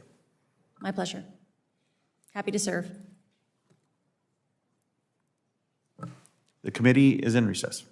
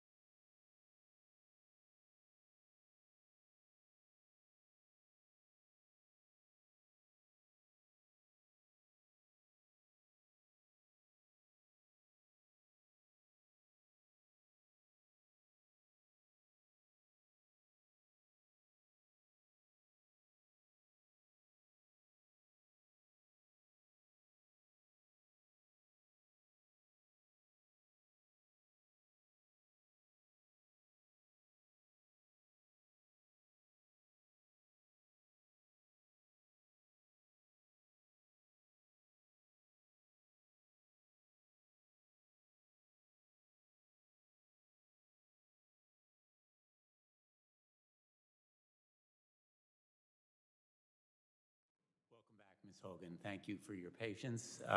We're going to reconvene, and we'll go to Senator Hickenlooper. Thank you, Mr. Chair. Thank you, Ms. Haugen, for your direct answers and for being willing to come out and, provide such clarity on so many of these issues. Obviously, Facebook can manipulate its algorithms to attract users. And I guess my question would be, do you feel, in your humble opinion, that, simply maximizing profits, no matter the societal impact, that is justified? And I think the question then would be, that's the short question, which I think I know the answer. What impact to Facebook's bottom line would it have if the algorithm was changed to promote safety and to, instead of, change to save the lives of young women rather than putting them at risk? I'm learning about the talk button. Facebook today has a profit, makes approximately $40 billion a year in profit. A lot of the changes that I'm talking about are not going to make Facebook an unprofitable company. It just won't be a ludicrously profitable company like it is today. Engagement-based ranking, which causes those amplification problems that leads young women from, innocuous topics like healthy recipes to anorexia content. If it were removed, people would consume less content on Facebook, but Facebook would still be profitable. And so I encourage oversight and public scrutiny into how these algorithms work and the consequences of them. Right. Well, and I appreciate that. I'm a former small business owner. I owned started a brew pub back in 1988, and really was always, we worked very hard to look. Again, we weren't doing investigations, but we were very sensitive to whether someone had too much to drink, whether we had a frequent customer who was frequently putting himself at risk and others. Obviously, I think the Facebook business model puts, poses risk to youth and to teens. You compared it to cigarette companies, which I thought was rightfully so. I guess the question is this level of risk appropriate? Or is there a level of risk that would be appropriate? I think there is an opportunity to reframe some of these oversight actions. So when we think of them as these trade-offs of it's either profitability or safety, I think that's a false choice. And then in reality, the thing I'm asking for is a move from short-termism, which is what Facebook is run under today, right? Is being led by metrics and not led by people. And that with appropriate oversight and some of these constraints, it's possible that Facebook could actually be a much more profitable company 5 or 10 years down the road because it wasn't as toxic, not as many people quit it. But that's one of those counterfactuals that we can't actually test. So regulation might actually make Facebook more profitable over the long term. Right, and that's often the case. I think the same could be said for automobiles and go down the list of all those things, that there's so much pushback in the beginning. I also thought that the question of how do we assess the impact to their bottom line. We had a representative of Facebook in here recently who talked about that 8 out of 10 Facebook users feel their life is better and that their job is to get to 10 out of 10. Maybe this is the 20% that they're missing. I don't know how large the demographic is of people that are caught back up into this circuitous sense of really taking them down into the wrong direction. How many people that is? Do you have any idea? That quote last week was really shocking to me because I don't know if you're aware of this, but in the case of cigarettes, only about 10% of people who smoke ever get lung cancer, right? So the idea that 20% of your users could be facing serious mental health issues and that's not a problem is shocking. I also want to emphasize for people that eating disorders are serious, right? There are going to be women walking around this planet in 60 years with brittle bones because of choices that Facebook made around emphasizing profit today. Or there are going to be women when they're in 20 years who want to have babies who can't because they're infertile as a result of eating disorders today. They're serious. And I think there's an opportunity here for having public oversight and public involvement, especially in matters that impact children. Great. Well, thank you for being so direct on this and for stepping forward. I yield back the floor, Chair. Thanks, Senator Hickenlooper. Senator Cruz. Thank you, Mr. Chairman. Ms. Haugen, welcome. Thank you for your testimony. When it concerns Facebook, there are a number of concerns that this committee and Congress has been focused on. Two of the biggest have been Facebook's intentional targeting of kids with content that is harmful to the children. Mm-hmm. And then secondly, and a discrete issue, is the pattern of Facebook and social media engaging in political censorship. I want to start with the first issue, targeting kids. As you're aware, and as indeed the documents that you provided indicated, Facebook, according to the public reporting on it, Facebook's internal reports found that Instagram makes, quote, body image issues worse for 1 in 3 teen girls. And additionally, it showed that, quote, 13% of British users and 6% of American users trace their desire to kill themselves to Instagram. Is that a fair and accurate characterization of what Facebook's research concluded? I only know what I read in the documents that were included in my disclosure. That is an accurate description of the ones that I have read. Because Facebook has not come forward with the total corpus of their known research, I don't know what their other things say. But yes, there is documents that say those things. So we had testimony last week in the Senate with a witness from Facebook who claimed that that information was not accurate and needed to be in context. Now, of course, she wasn't willing to provide the context, the alleged mysterious context. Do you know of any context that would make those data anything other than horrifying and deeply disturbing? Engagement-based ranking and these processes of amplification, they impact all users of Facebook. The algorithms are very smart in the sense that they latch on to things that people want to continue to engage with. And unfortunately, in the case of teen girls and things like self-harm, they develop these feedback cycles where children are using Instagram as to self-soothe, but then are exposed to more and more content that makes them hate themselves. This is a thing where we can't say 80% of kids are okay. We need to say, how do we save all the kids? The Wall Street Journal reported that Mark Zuckerberg was personally aware of this research. Do you have any information one way or the other as to Mr. Zuckerberg's awareness of the research? We have one of the documents included in the disclosures, it details something called Project Daisy, which is an initiative to remove likes off of Instagram. The internal research showed that removing likes off Instagram is not effective as long as you leave comments on those posts. And yet the research directly presented to Mark Zuckerberg said, we should still pursue this as a feature to launch, even though it's not effective, because the government, journalists, and academics want us to do this. Like it would get us positive points with the public. That kind of duplicity is why we need to have more transparency, and why, if we want to have a system that is coherent with democracy, we must have public oversight from Congress. Do you know if Facebook, any of the research it conducted, attempted to quantify how many teenage girls may have taken their lives because of Facebook's products? I am not aware of that research. Do you know if Facebook made any changes when they got back that 13% of British users and 6% of American users traced their desire to kill themselves to Instagram? Do you know if they made any changes in response to that research to try to correct or mitigate that? I found it very surprising that when Antonia Davis was confronted with this research last week, she couldn't enumerate a 5-point plan, a 10-point plan of the actions that they took.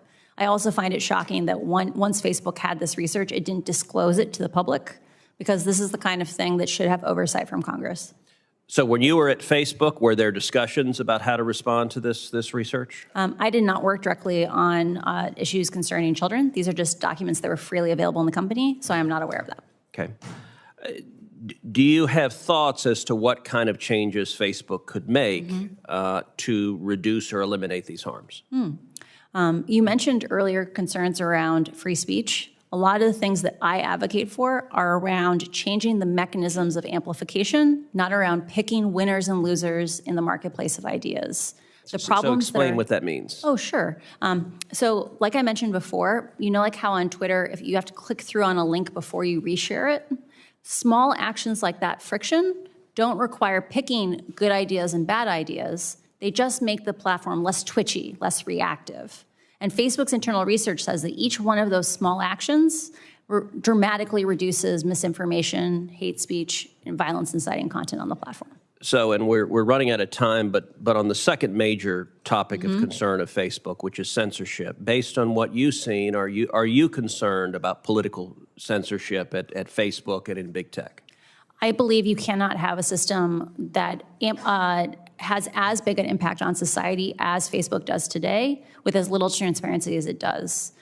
I'm a strong proponent of chronological ranking, or ordering by time with a little bit of spam demotion, because I think we don't want computers deciding what we focus on. We should have software that is human scaled, where humans have conversations together, not computers facilitating who we get to hear from. So how could we get more transparency? What would produce that? I strongly encourage the development of some kind of regulatory body that could work with academics, work with researchers, work with other government agencies to synthesize requests for data that are privacy conscious. This is an area that I'm really passionate about. Because right now, no one can force Facebook to disclose data.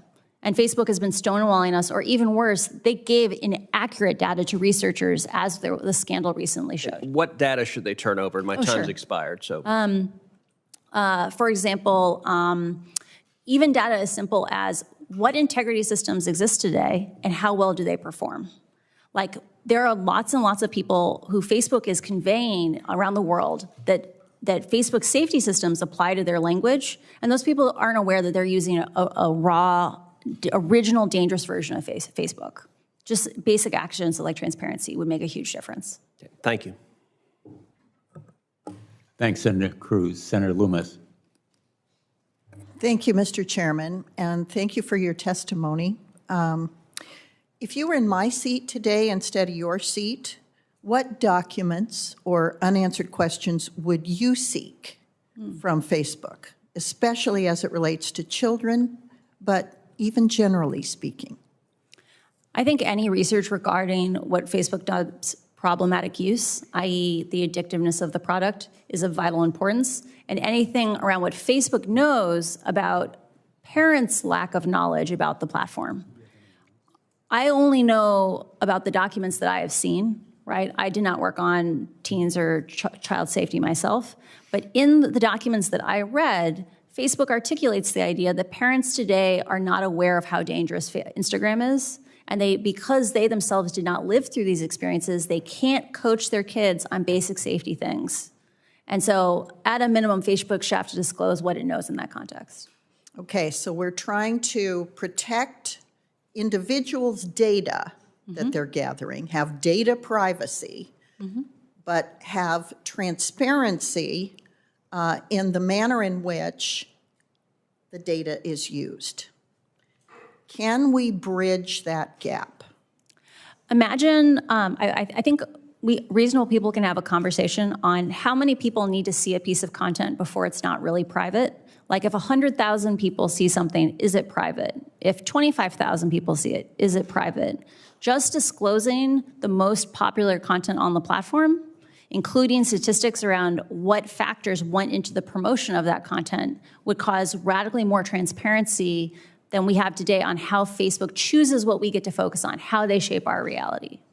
Okay, if our focus is protecting the First Amendment and our rights to free speech while very carefully regulating data privacy, I've heard there are a number of things that are being discussed in Congress. Everything from antitrust laws to calling Facebook a utility, to the idea that you just raised of a regulatory board of some sort that has authority to, through understanding of the algorithms and how they're used and other mechanisms that create what we see the face of Facebook, so to speak. Tell me a little more about how you envision that board working. What is in your mind, based on your understanding of the company and the ill consequences, what is the best approach to bridging the gap between keeping speech free and protecting individual privacy with regard to data? So I think those issues are, they're independent issues. So we can talk about free speech first, which is having more transparency. Like Facebook has solutions today that are not content-based. And I am a strong advocate for non-content-based solutions because those solutions will also then protect the most vulnerable people in the world. In a place like Ethiopia where they speak 6 languages, if you have something that focuses on good ideas and bad ideas, those systems don't work in diverse places. So investing in non-content-based ways to slow the platform down not only protects our freedom of speech, it protects people's lives. The second question is around privacy, and this question of how can we have oversight and have privacy? There is lots and lots of research on how to abstract data sets, so you're not showing people's names. You might not even be showing the content of their post. You might be showing data that is about the content of their post, but not the post itself. There are many ways to structure these data sets that are privacy conscious, and the fact that Facebook has walled off the ability to see even basic things about how the platform performs, or in the case of their past academic research, releasing inaccurate data, or not being clear about how they pulled that data, is just part of a pattern of behavior of Facebook hiding behind walls and operating in the shadows. And they have far too much power in our society to be allowed to continue to operate that way. Well, I had heard you make the analogy earlier to the tobacco industry, and I think that that's an appropriate analogy. I really believe we're searching for the best way to address the problem. And I'm not sure that it is the heavy hands, like breaking up companies or calling them a utility, which is why your approach of integrating people who understand the math and the uses of the math with protecting privacy is intriguing to me. So the more information that you can provide to us about how that might work to actually address the problem, I think would be helpful. So in my case, this is an invitation to you to provide to my office or the committee information about how we can get at the root of the problem that you've identified and can document, and save people's privacy. So I extend that invitation to you, and I thank you for your testimony. Mr. Chairman, I yield back. Thanks, Senator Lummis. Senator Sullivan.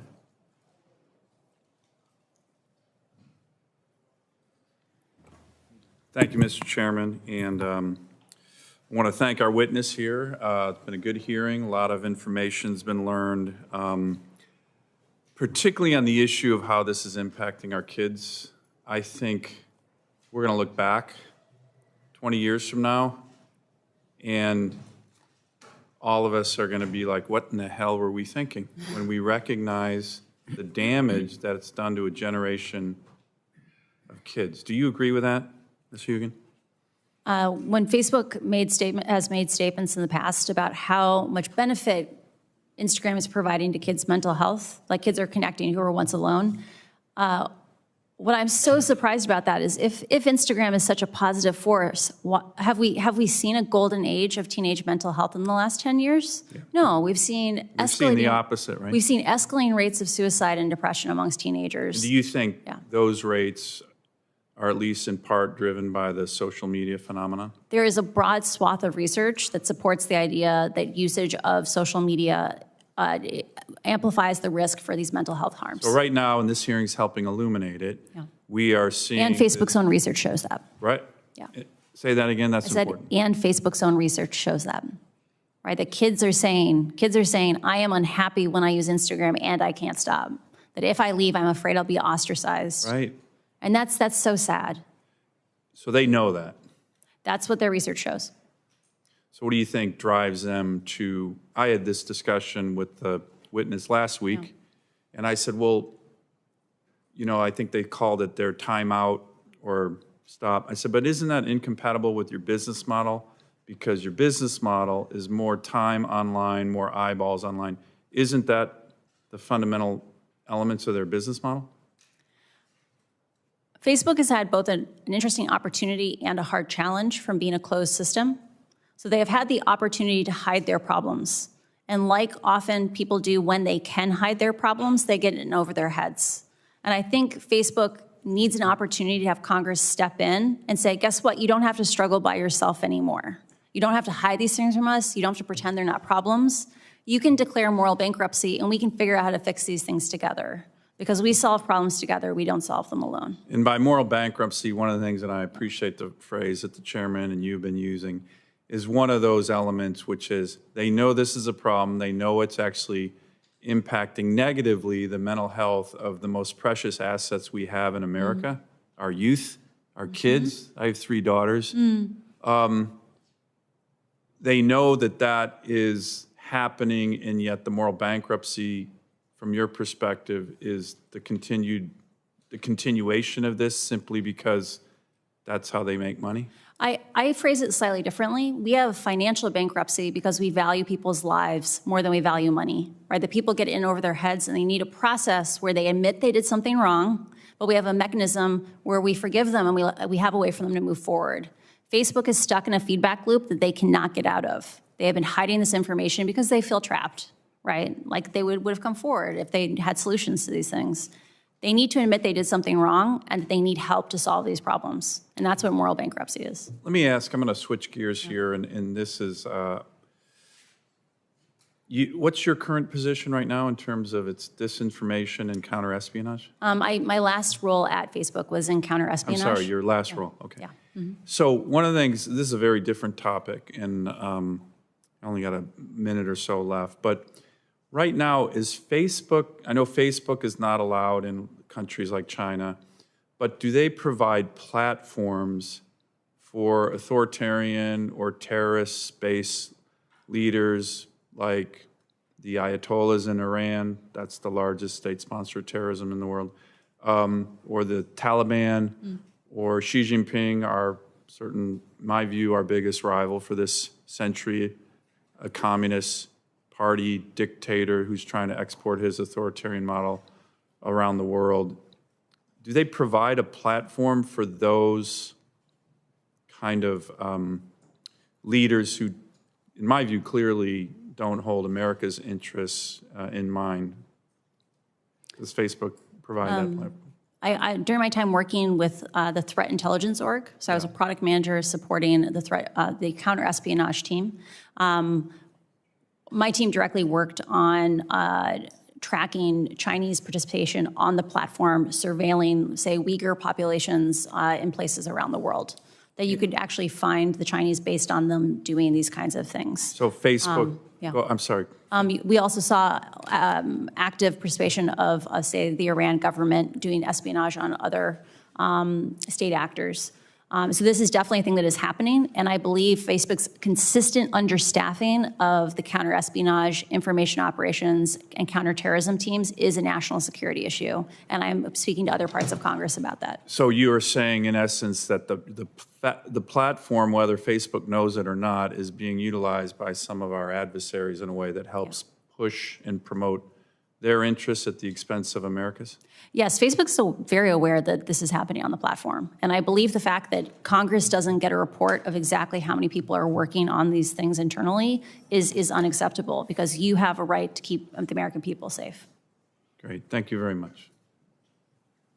Thanks, Senator Sullivan. You may have just opened an area for another hearing. Sorry. Yeah. Yeah, I have strong national security concerns about how Facebook operates today. Well, Mr. Chairman, maybe we should, right? I mean, it's a important issue. Not being at all facetious. Thank you for your questions on this topic, and I know you have a busy schedule, but we may want to discuss this issue with you, members of our committee, at least informally and if you'd be willing to come back for another hearing. That certainly is within the realm of possibility. I haven't consulted the ranking member, but or the chairwoman, but thank you for your honesty and your candor on that topic. Senator Scott. Thank you, Chairman. First off, thanks for coming forward, and thanks for coming forward in a manner that you want to have positive change. So that's not always what happens. Earlier this year, I sent a letter to Facebook and other social media platforms asking them to detail the harmful impacts, including effects on mental health, their platforms have on children and teens. So your reports reveal that Facebook has been clearly fully aware of this for a while, and the harmful impacts, especially on young women. So I think we all agree that's completely unacceptable, and we've got to figure out how we protect the people that are vulnerable in this country from the harmful impacts of Facebook and other social media platforms. So first off, do you think there should be greater consideration for age when it comes to using any social media? I strongly encourage raising age limits to 16 or 18 years old based on looking at the data around problematic use or addiction on the platform and children's self-regulation issues. So I think you addressed this a little bit, but why do you think Facebook didn't address this publicly when they figured it out internally that they were having an adverse impact on young people, especially young women? Why didn't they come forward and say, we've got a problem, we've got to figure this out? I have a huge amount of empathy for Facebook. These are really, really hard questions. And part of why I was saying, I think they feel a little trapped and isolated is the problems that are driving negative social comparison on Instagram. Facebook's own research says Instagram is actually distinctly worse than, say, TikTok or Snapchat or Reddit, because TikTok is about doing fun things with your friends. Snapchat is about faces and augmented reality. Reddit is vaguely about ideas, but Instagram is about bodies and about comparing lifestyles. And so I think there are real questions where like Instagram would have to come in and think hard about their product or about like what is their product about. And I don't think those answers are immediately obvious. But that's why I believe we need to solve problems together and not alone, because collaborating with the public will give us better solutions. So do you think Facebook was trying to mitigate the problem? I think within the set of incentives that they were working within, they did the best they could. Unfortunately, those incentives are not sustainable and they are not acceptable in our society. Do you think Facebook and other social media platforms ought to be required to report any harmful effects they have on young people? One of the things that I found very interesting after the report in the Wall Street Journal on teen mental health was that a former executive at the company said Facebook needs to be able to have private research. And the part that I was offended by this was Facebook has had some of this research on the negative effects of Instagram on teenagers for years.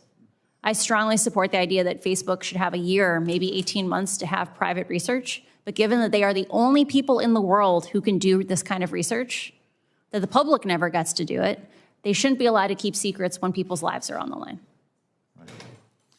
So, because to be clear, if they make $40 billion a year, they have the resources to solve these problems. They're choosing not to solve them. Yeah. Didn't that surprise you? They wouldn't put more effort into this? I know. Because you know it's going to catch up with them eventually, right? Yeah. Like I mentioned earlier to Senator Hickenlooper, right? Coming in and having oversight might actually make Facebook a more profitable company 5 or 10 years from now, because toxicity, Facebook's own research shows they have something called an integrity holdout. These are people who don't get protections from integrity systems to see what happens to them. Right. And those people who deal with a more toxic, painful version of Facebook use Facebook less.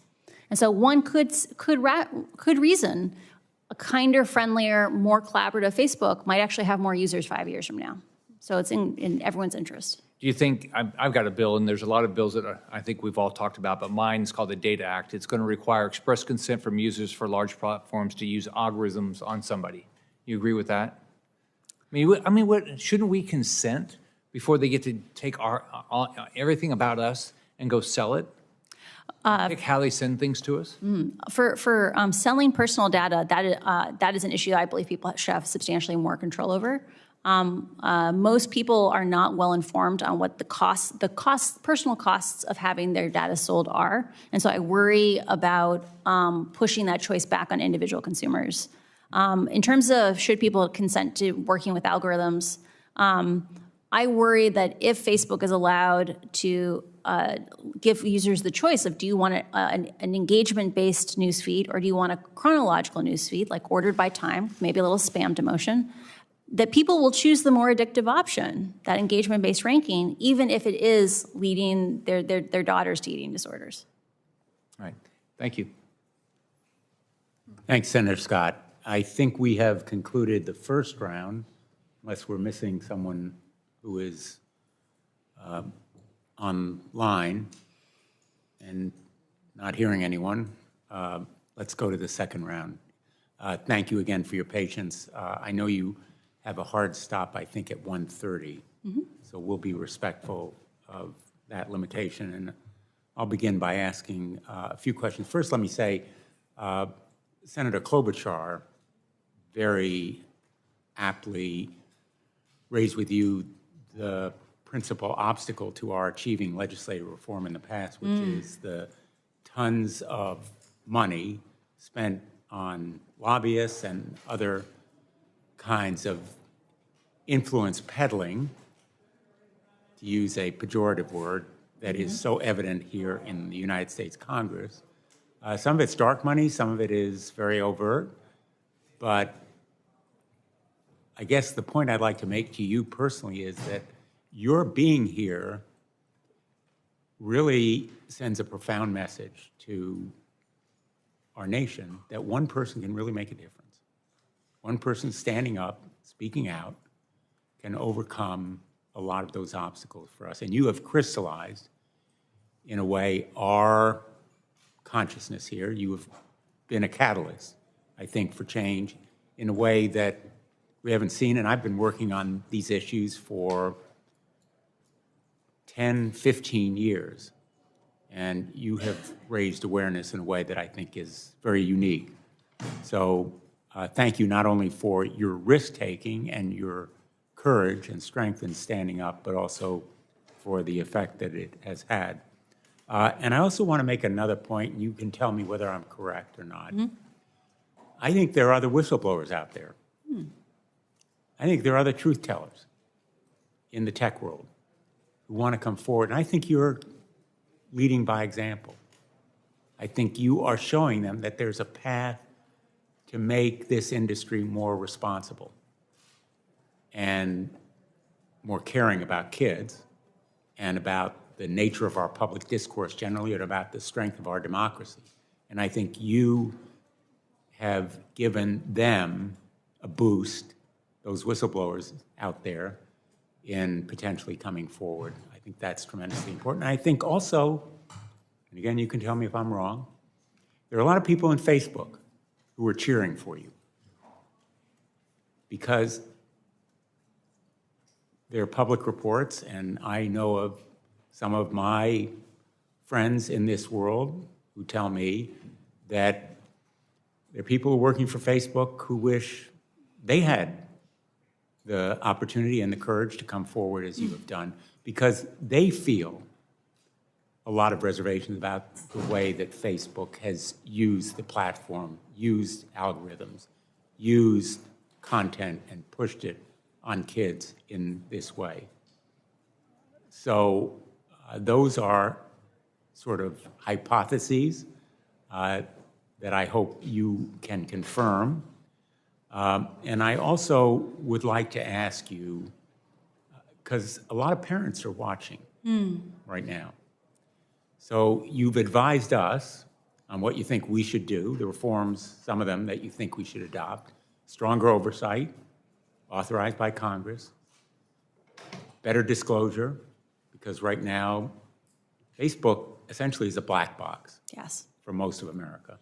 Facebook is a black box that's designed by Mark Zuckerberg Incorporated.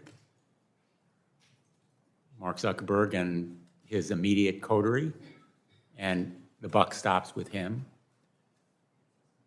And reform of Section 203, so there's some legal responsibility. So people have a day in court, some kind of recourse legally when they're harmed by Facebook, because right now it has this broad immunity. Most of America has no idea, essentially, You can't sue Facebook. You have no recourse.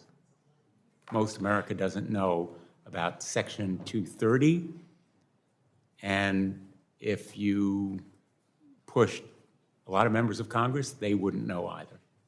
It's actually slightly worse than that. Facebook made a statement in an illegal proceeding recently where they said they had the right to mislead the court because they had immunity, right? That 230 gave them immunity, so why should they have to tell the truth about what they're showing?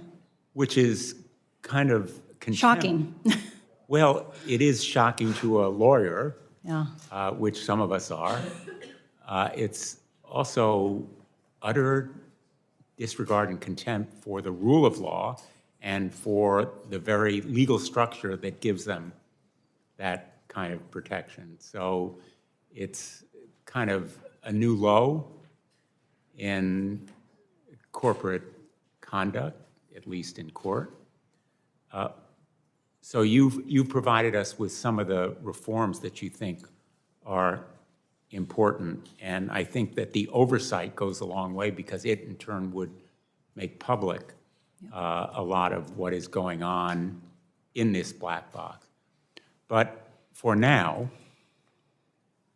since a lot of teens and tweens will be going home tonight, as you've said, to endure the bullying, the eating disorders, the invitations to feel insecure about themselves, heightened anxiety. They have to live with the real world as it exists right now. And they will be haunted for their lifetimes by these experiences. What would you tell parents right now? What would you advise them about what they can do? Because they need more tools. And some of the proposals that have been mentioned here would give parents more tools to protect their children. Right now, a lot of parents tell me they feel powerless. They need more information. They're way behind their kids in their adeptness online. And they feel that they need to be empowered in some way to protect their kids in the real world right now in real time. So I offer you that open-ended opportunity to talk to us a little bit about your thoughts. Very rarely do you have one of these generational shifts where the generation that leads, like parents who guide their children, have such a different set of experiences that they don't have the context to support their children in a safe way. There is an active need for schools or maybe the National Institutes of Health to make established information where if parents want to learn on how they can support their kids, it should be easy for them to know what is constructive and not constructive. Because Facebook's own research says kids today feel like they are struggling alone with all these issues because their parents can't guide them. And one of the things I'm saddest when I look on Twitter is when people blame the parents for these problems with Facebook. They say, just take your kid's phone away. And the reality is those issues are a lot more complicated than that. And so we need to support parents because right now, if Facebook won't protect the kids, we at least need to help the parents to protect the kids. If parents are anguished, they are, about this issue. Parents are hardly uncaring. They need the tools. They need to be empowered. And I think that the major encouragement for reforms is going to come from those parents. And you have pointed out, I think in general, but I'd like you to just confirm for me, this research and the documents containing that research is not only findings and conclusions, it's also recommendations for changes. What I hear you saying is that again and again and again, these recommendations were just rejected or disregarded, correct? There is a pattern of behavior that I saw at Facebook, of Facebook choosing to prioritize its profits over people. And any time that Facebook faced even tiny hits to growth, like 0.1% of sessions, 1% of views, that it chose its profits over safety. And you mentioned, I think, bonuses tied to downstream MSIs? To core MSI, yeah. Could you explain what you meant? So MSI is meaningful social interaction. Facebook's internal governance is very much based around metrics. So Facebook is incredibly flat, to the point where they have the largest open floor plan office in the world. It's a quarter of a mile long and one room, right? They believe in flat. And instead of having internal governance, they have metrics that people try to move. In a world like that, it doesn't matter that we now have multiple years of data saying MSI may be encouraging bad content, might be making spaces where people are scared, where they are shown information that puts them at risk. It's so hard to dislodge a ruler like that, a yardstick, that you end up in the situation where, because no one is taking leadership, like no one is intentionally designing these systems, it's just many, many people running in parallel, all moving the metric, that these problems get amplified and amplified and amplified, and no one steps in to bring the solutions. And I just want to finish, and then I think we've been joined by Senator Young, and then we'll go to Senator Blackburn and Senator Klobuchar. I spent a number of years as an attorney general helping to lead litigation against big tobacco. And I came to hear from a lot of smokers how grateful they were, ironically and unexpectedly, that someone was fighting big tobacco, because they felt they had been victimized as children. They started smoking when they were 7, 8, 12 years old, because big tobacco was hooking them.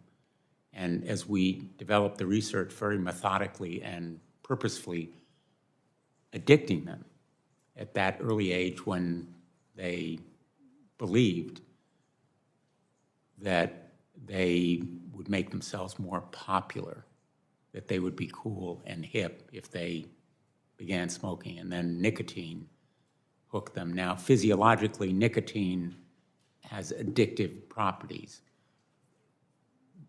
What is it about Facebook's tactics of hooking young people that makes it similar to what big tobacco has done?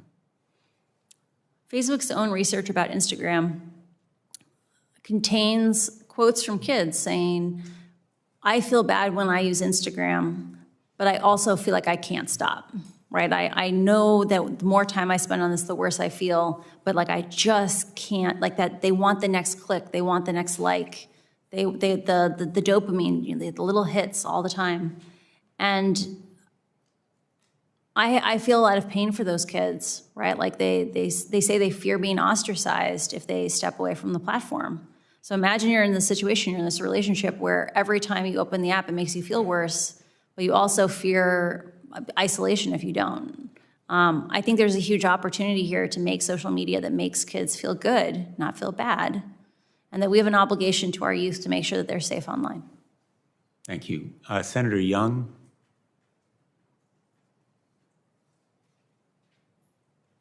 Jen, thank you for your compelling testimony. In that testimony, you discuss how Facebook generates self-harm and self-hate, especially among vulnerable groups like teenage girls. I happen to be a father of 4 kids, 3 daughters, 2 of whom are teenagers, and as you just alluded to, most adults, myself included, I've never been a teenager during the age of Facebook, Instagram, and these other social media platforms. And therefore, I think it can be really hard for many of us to fully appreciate the impact that certain posts may have, including, I would add, on a teen's mental health. So can you discuss the short and long-term consequences of body image issues on these platforms, please? The patterns that children establish in their teenage years live with them for the rest of their lives. The way they conceptualize who they are, how they conceptualize how they interact with other people, are patterns and habits that they will take with them as they become adults, as they themselves raise children. I'm very scared about the upcoming generation because When you and I interact in person and I say something mean to you and I see you wince or I see you cry, that makes me less likely to do it the next time, right? That's a feedback cycle. Online kids don't get those cues and they learn to be incredibly cruel to each other and they normalize it. And I'm scared of what will their lives look like where they grow up with the idea that it's okay to be treated badly by people who allegedly care about them. That's a scary future. Very scary future. And I see some evidence of that as to so many parents on a regular basis. Are there other specific issues of significant consequence that the general public may not be fully aware of that are impacting vulnerable groups that you'd just like to elevate during this testimony? One of the things that's hard for people who don't look at the data of social networks every day, it can be hard to conceptualize the distribution patterns of harms or just of usage. That there are these things called power laws. It means that a small number of users are extremely intensely engaged on any given topic, and most people are just lightly engaged. When you look at things like misinformation, Facebook knows that the people who are exposed to the most misinformation are people who are recently widowed, divorced, moved to a new city, are isolated in some other way. When I worked on civic misinformation, we discussed the idea of the misinformation burden, like the idea that when people are exposed to ideas that are not true over and over again, it erodes their ability to connect with the community at large because they no longer adhere to facts that are consensus reality. The fact that Facebook knows that its most vulnerable users, people who were recently widowed, like that they're isolated, that the systems that are meant to keep them safe, like demoting misinformation, stop working when people look at 2,000 posts a day, right? And it breaks my heart, the idea that these rabbit holes would suck people down and then make it hard to connect with others. So Ms. Haugen, I desperately want to, which is the American impulse, I want to solve this problem. And I very much believe that Congress not only has a role, but has a responsibility to figure this out. I don't pretend to have all the answers. I would value your opinion, though, as to whether you believe that breaking up Facebook would solve any of the problems that you've discussed today. You think it would? So as an algorithmic specialist, so this is someone who designs algorithmic experiences, I'm actually against the breaking up of Facebook because even looking inside of just Facebook itself, so not even Facebook and Instagram, you see the problems of engagement-based ranking repeat themselves. So the problems here are about the design of algorithms of AI and the idea that AI is not intelligent. And if you break up Instagram and Facebook from each other, it's likely, so I used to work on Pinterest. And a thing that we faced from a business model perspective was that advertisers didn't want to learn multiple advertising platforms. That they wanted to learn, they got one platform for Instagram and Facebook and whatever, and learning a second one for Pinterest, Pinterest made radically fewer dollars per user. And what I'm scared of is right now, Facebook is the internet for lots of the world. If you go to Africa, the internet is Facebook. If you split Facebook and Instagram apart, it's likely that most advertising dollars will go to Instagram, and Facebook will continue to be this Frankenstein that is altering, that is endangering lives around the world, only now there won't be money to fund it. And so I think oversight and finding collaborative solutions with Congress is going to be key because these systems are going to continue to exist and be dangerous even if broken up. Thank you. Thanks, Senator Young. Yeah. Senator Blackburn. Thank you, Mr. Chairman. I have a text that was just put up by Facebook's spokesperson, Andy Stone. It says, just pointing out the fact that Frances Haugen did not work on child safety or Instagram or research these issues and has no direct knowledge of the topic from her work at Facebook. So I will simply say this to Mr. Stone. If Facebook wants to discuss their targeting of children, if they want to discuss their practices of privacy invasion or violations of the Children Online Privacy Act, I am extending to you an invitation to step forward, be sworn in, and testify before this committee. We would be pleased to hear from you and welcome your testimony. One quick question for you. What's the biggest threat to Facebook's existence? Is it greed? Is it regulators? Is it becoming extinct or obsolete for teenage users? What is the biggest threat to their existence? I think the fact that Facebook is driven so much by metrics and that these lead to a very heavy emphasis on short-termism, that every little individual decision may seem like it helps with growth, but if it makes it more and more toxic platform that people don't actually enjoy, like when they passed meaningful social interactions back in 2018, Facebook's own research said that users said it made it less meaningful, right?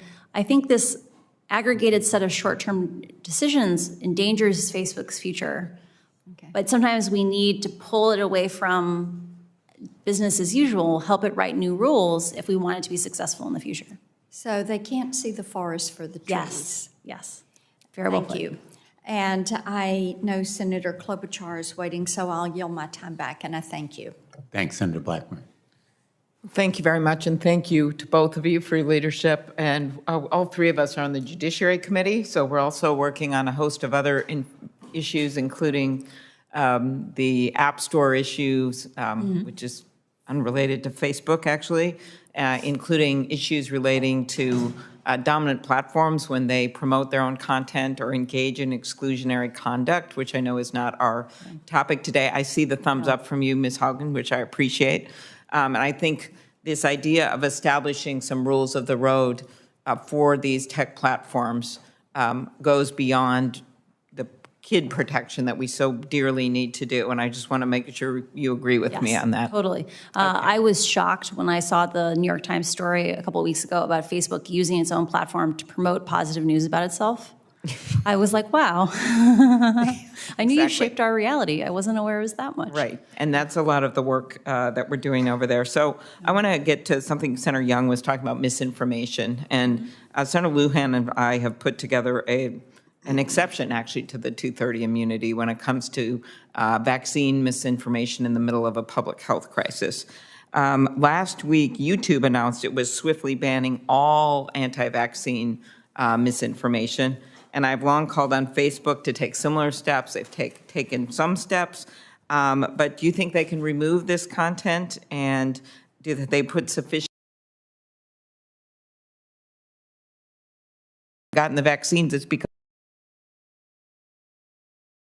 I know the guy who walked into a cafe and said his mother-in-law wouldn't get a vaccine because she thought a microchip would be planted in her arm. Could you, which is false, I'm just saying that for the record here, could, in case it gets put on social media, could you talk about, are there enough resources to stop this from happening?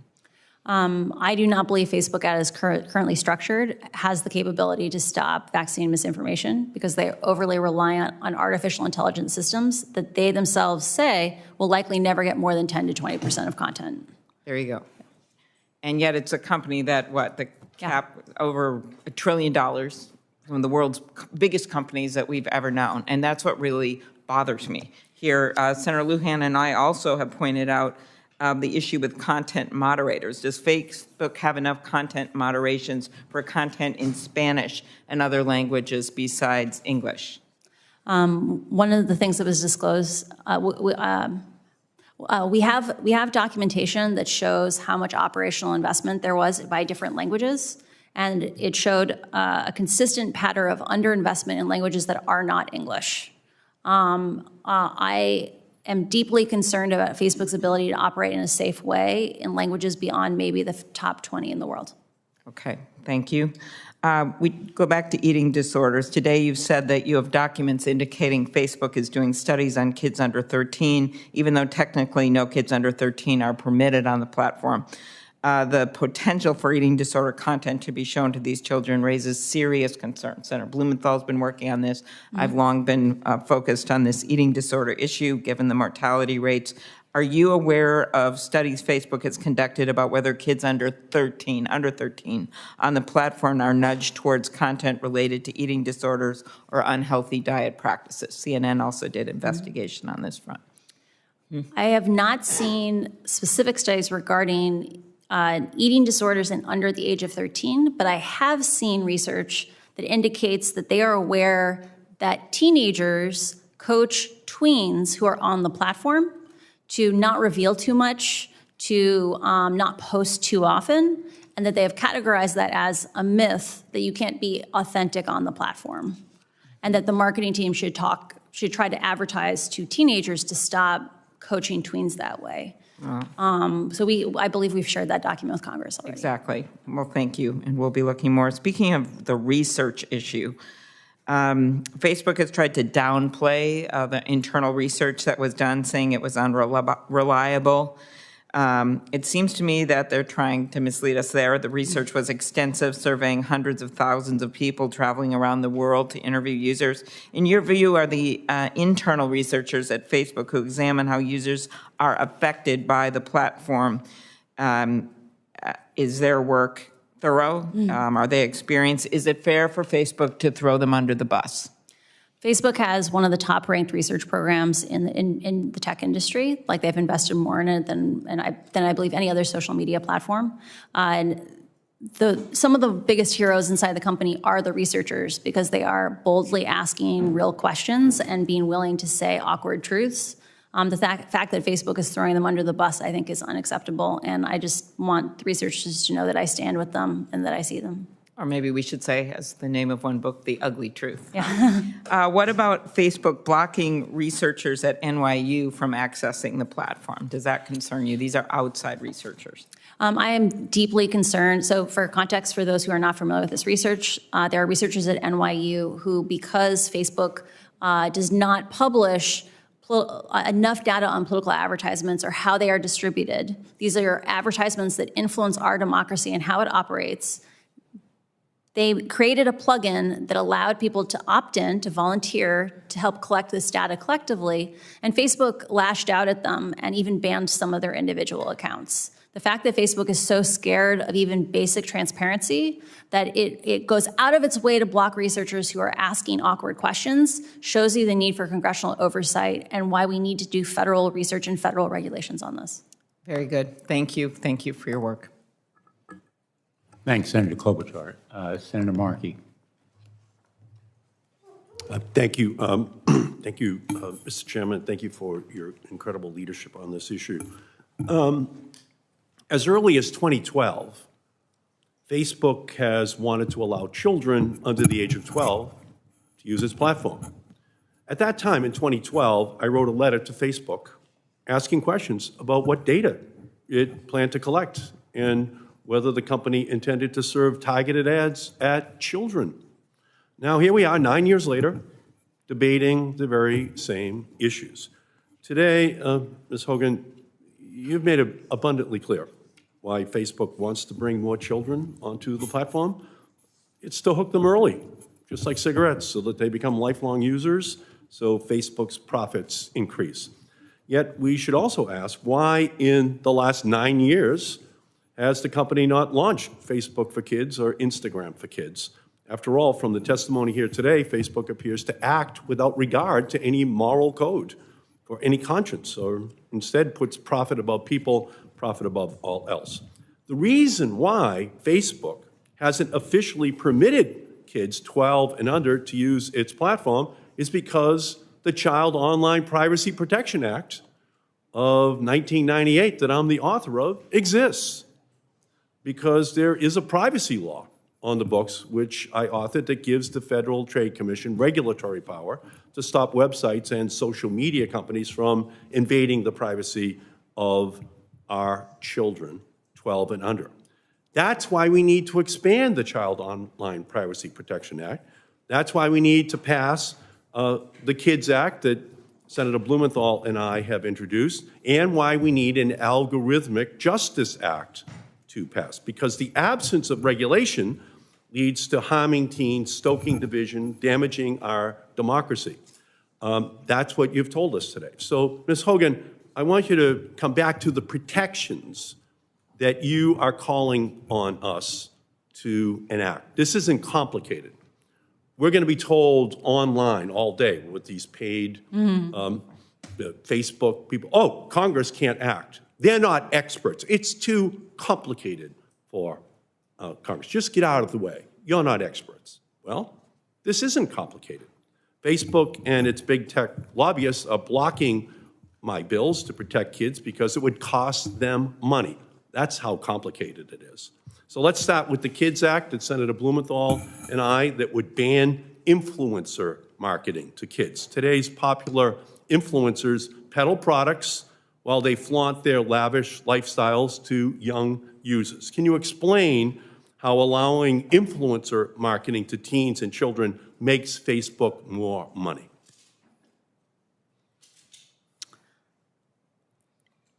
The business model that provides a great deal of the content on Instagram is one where people produce content for free. They put it on Instagram for free, no one's charged for it. But many of those content creators have sponsorships from brands or from other affiliate programs. Facebook needs those content creators to continue to make content so that we will view content and in the process view more ads. Facebook provides tools to support influencers who do influencer marketing because it gives them the supply of content that allows them to keep people on the platform, viewing more ads, making more money for them. Yeah, so I am actually the author of the 1990 Children's Television Act. What does that do? Well, it says to all the television networks in America, stop preying upon children. Stop using all of your power in order to try to get young children in our country hooked on the products that are going to be sold. We had to pass a law that banned television stations from doing this. That's why I knew that after my law passed in 1996 to break up the monopolies of the telecommunications industry and allow in the Googles and the Facebooks and all the other companies, you name it, that we would need a child privacy protection there because everyone would just move over to that new venue. It was pretty obvious. And of course, the industry said, no way we're going to have privacy laws for adults. And they blocked me from putting that on the books in 1996. But at least for children, I got up to age 12. That's all I could get out of the industry. But we also know that as time has moved on, they've become even more sophisticated so that the Kids Act is necessary to stop children and teen apps from being features such as likes and follower counts that quantify popularity. Ms. Haugen, can you explain how allowing these features that create an online popularity contest makes Facebook more money? Just to make sure, so I am only familiar with issues regarding teens from the research I have read of Facebook's. So I want to put that caveat in there. The research I have seen with regard to quantifiable popularity is that as long as comments are allowed, so this is not a quantitative thing, this is just comments, as long as comments are still on posts on Instagram, just taking likes off Instagram doesn't fix the social comparison problem. That, teenage girls are smart. They see that Sally is prettier than them. Her pictures are really good. She gets tons of comments. They don't get very many comments, right? And so I do think we need larger interventions than just removing quantitative measures. Facebook has a product that is very attractive. The reason why they have the study of problematic use is because it is kind of addictive. And those kinds of things, like having lots of little feedback loops, keeps kids engaged. And like I mentioned earlier, part of why Facebook switched over to meaningful social interactions was it found that if you got more likes, more comments, more reshares, you produced more content. And so having those systems of little rewards makes people produce more content, which means we view more content and we view more ads, which makes them more money. Okay, and the Kids Act that Senator Blumenthal and I are advocating for also prohibits amplification of dangerous and violent content to children and teens. Can you explain how algorithms pushing that dangerous content makes Facebook more money? I don't think Facebook ever set out to intentionally promote divisive, extreme, polarizing content. I do think, though, that they are aware of the side effects of the choices they have made around amplification, and they know that algorithmic-based ranking, so engagement-based ranking, keeps you on their sites longer. You have longer sessions, you show up more often, and that makes them more money. So do you believe we have to ban all features that quantify popularity as a starting point in legislation? As I covered before, the internal research I've seen is that removing things like likes alone, if you don't remove things like comments, doesn't have a huge impact on social comparison. So I do believe we need to have a more integrated solution for these issues. Okay. Should we ban targeted advertisements to children? I strongly encourage banning targeted advertisements to children. And we need to have oversight in terms of, I think the algorithms will likely still learn the interests of kids and match ads to those kids, even if the advertiser can't articulate, I want to target on this interest. Right. How much money does Facebook make from targeting children? I don't know what fraction of their revenue comes from children. Okay, so ultimately children are not commodities. No. They've always been given, historically, special protections. That's what the Children's Television Act of 1990 is all about. They've always been given this special safety zone so that children can grow up without being preyed upon by marketers. When I was a boy and the salesman would knock on the front door, my mother would just say, "Tell him I'm not home. That man is not getting into our living room." Well, I would say to my mother, "But you are home." "Not to him," she would say. Well, we need to give parents the ability just to say, no one's home for you and your company and your attempts to prey upon children, to get into our living room. That's our moment in history, and we have to make sure that we respond to the challenge. Thank you, Mr. Chairman. Thank you, Senator Markey, and my thanks to Senator Markey for his leadership over many years on protecting children. As you've heard, he was a champion in the House of Representatives before coming here, well before I was in the United States Senate, but around the time I was elected Attorney General, I've been very pleased and honored to work with him on legislation now going forward, and I join him in thanking you. I have just a few concluding questions, and I seem to be the last one left standing here, so the good news is I don't think we'll have others, but as you may know, you do know, my office created an Instagram user identified as a 13-year-old girl.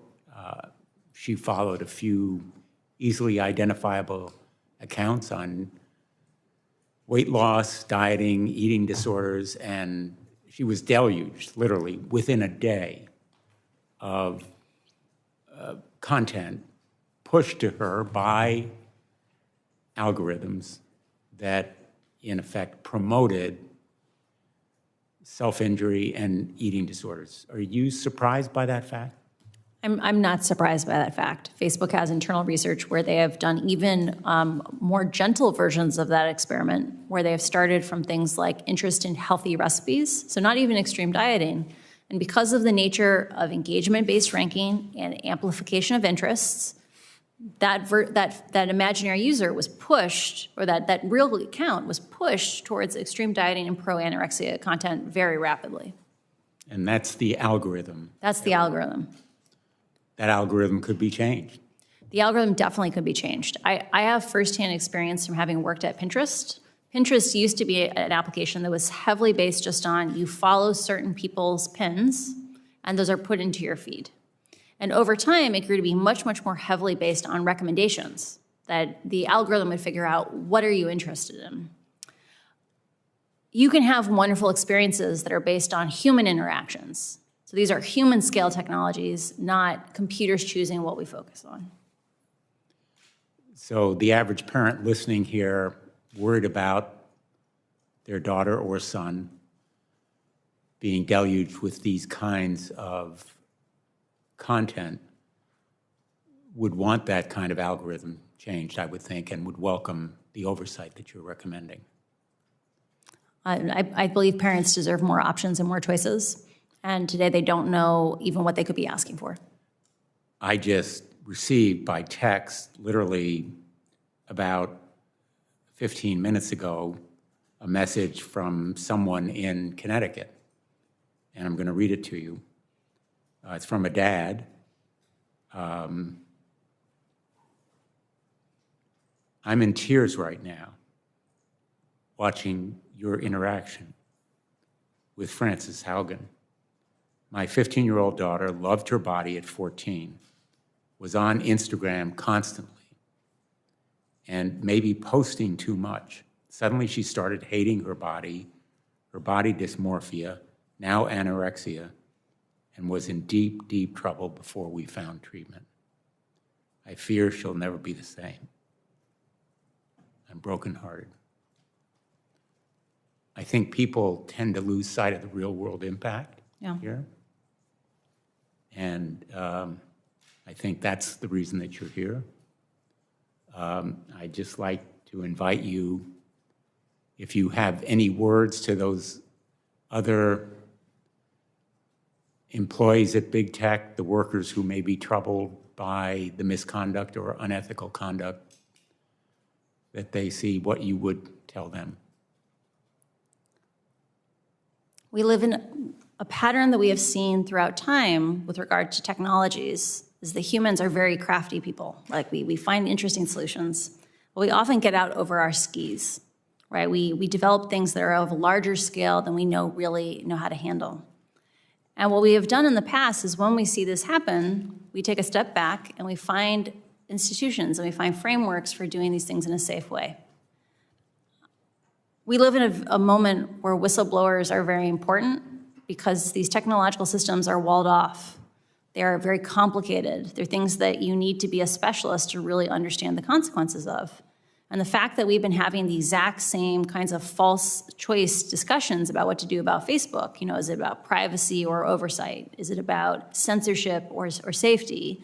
Like the fact that we're being asked these false choices is just an illustration of what happens when the real solutions are hidden inside of companies. We need more tech employees to come forward through legitimate channels like the SEC or Congress to make sure that the public has the information they need in order to have technologies be human-centric, not computer-centric. Thank you. On that note, we'll conclude.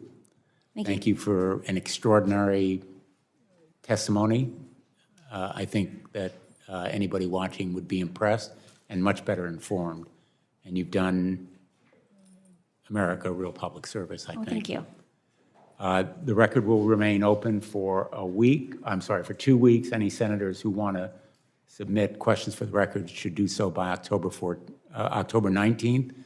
This hearing is adjourned. Thank you.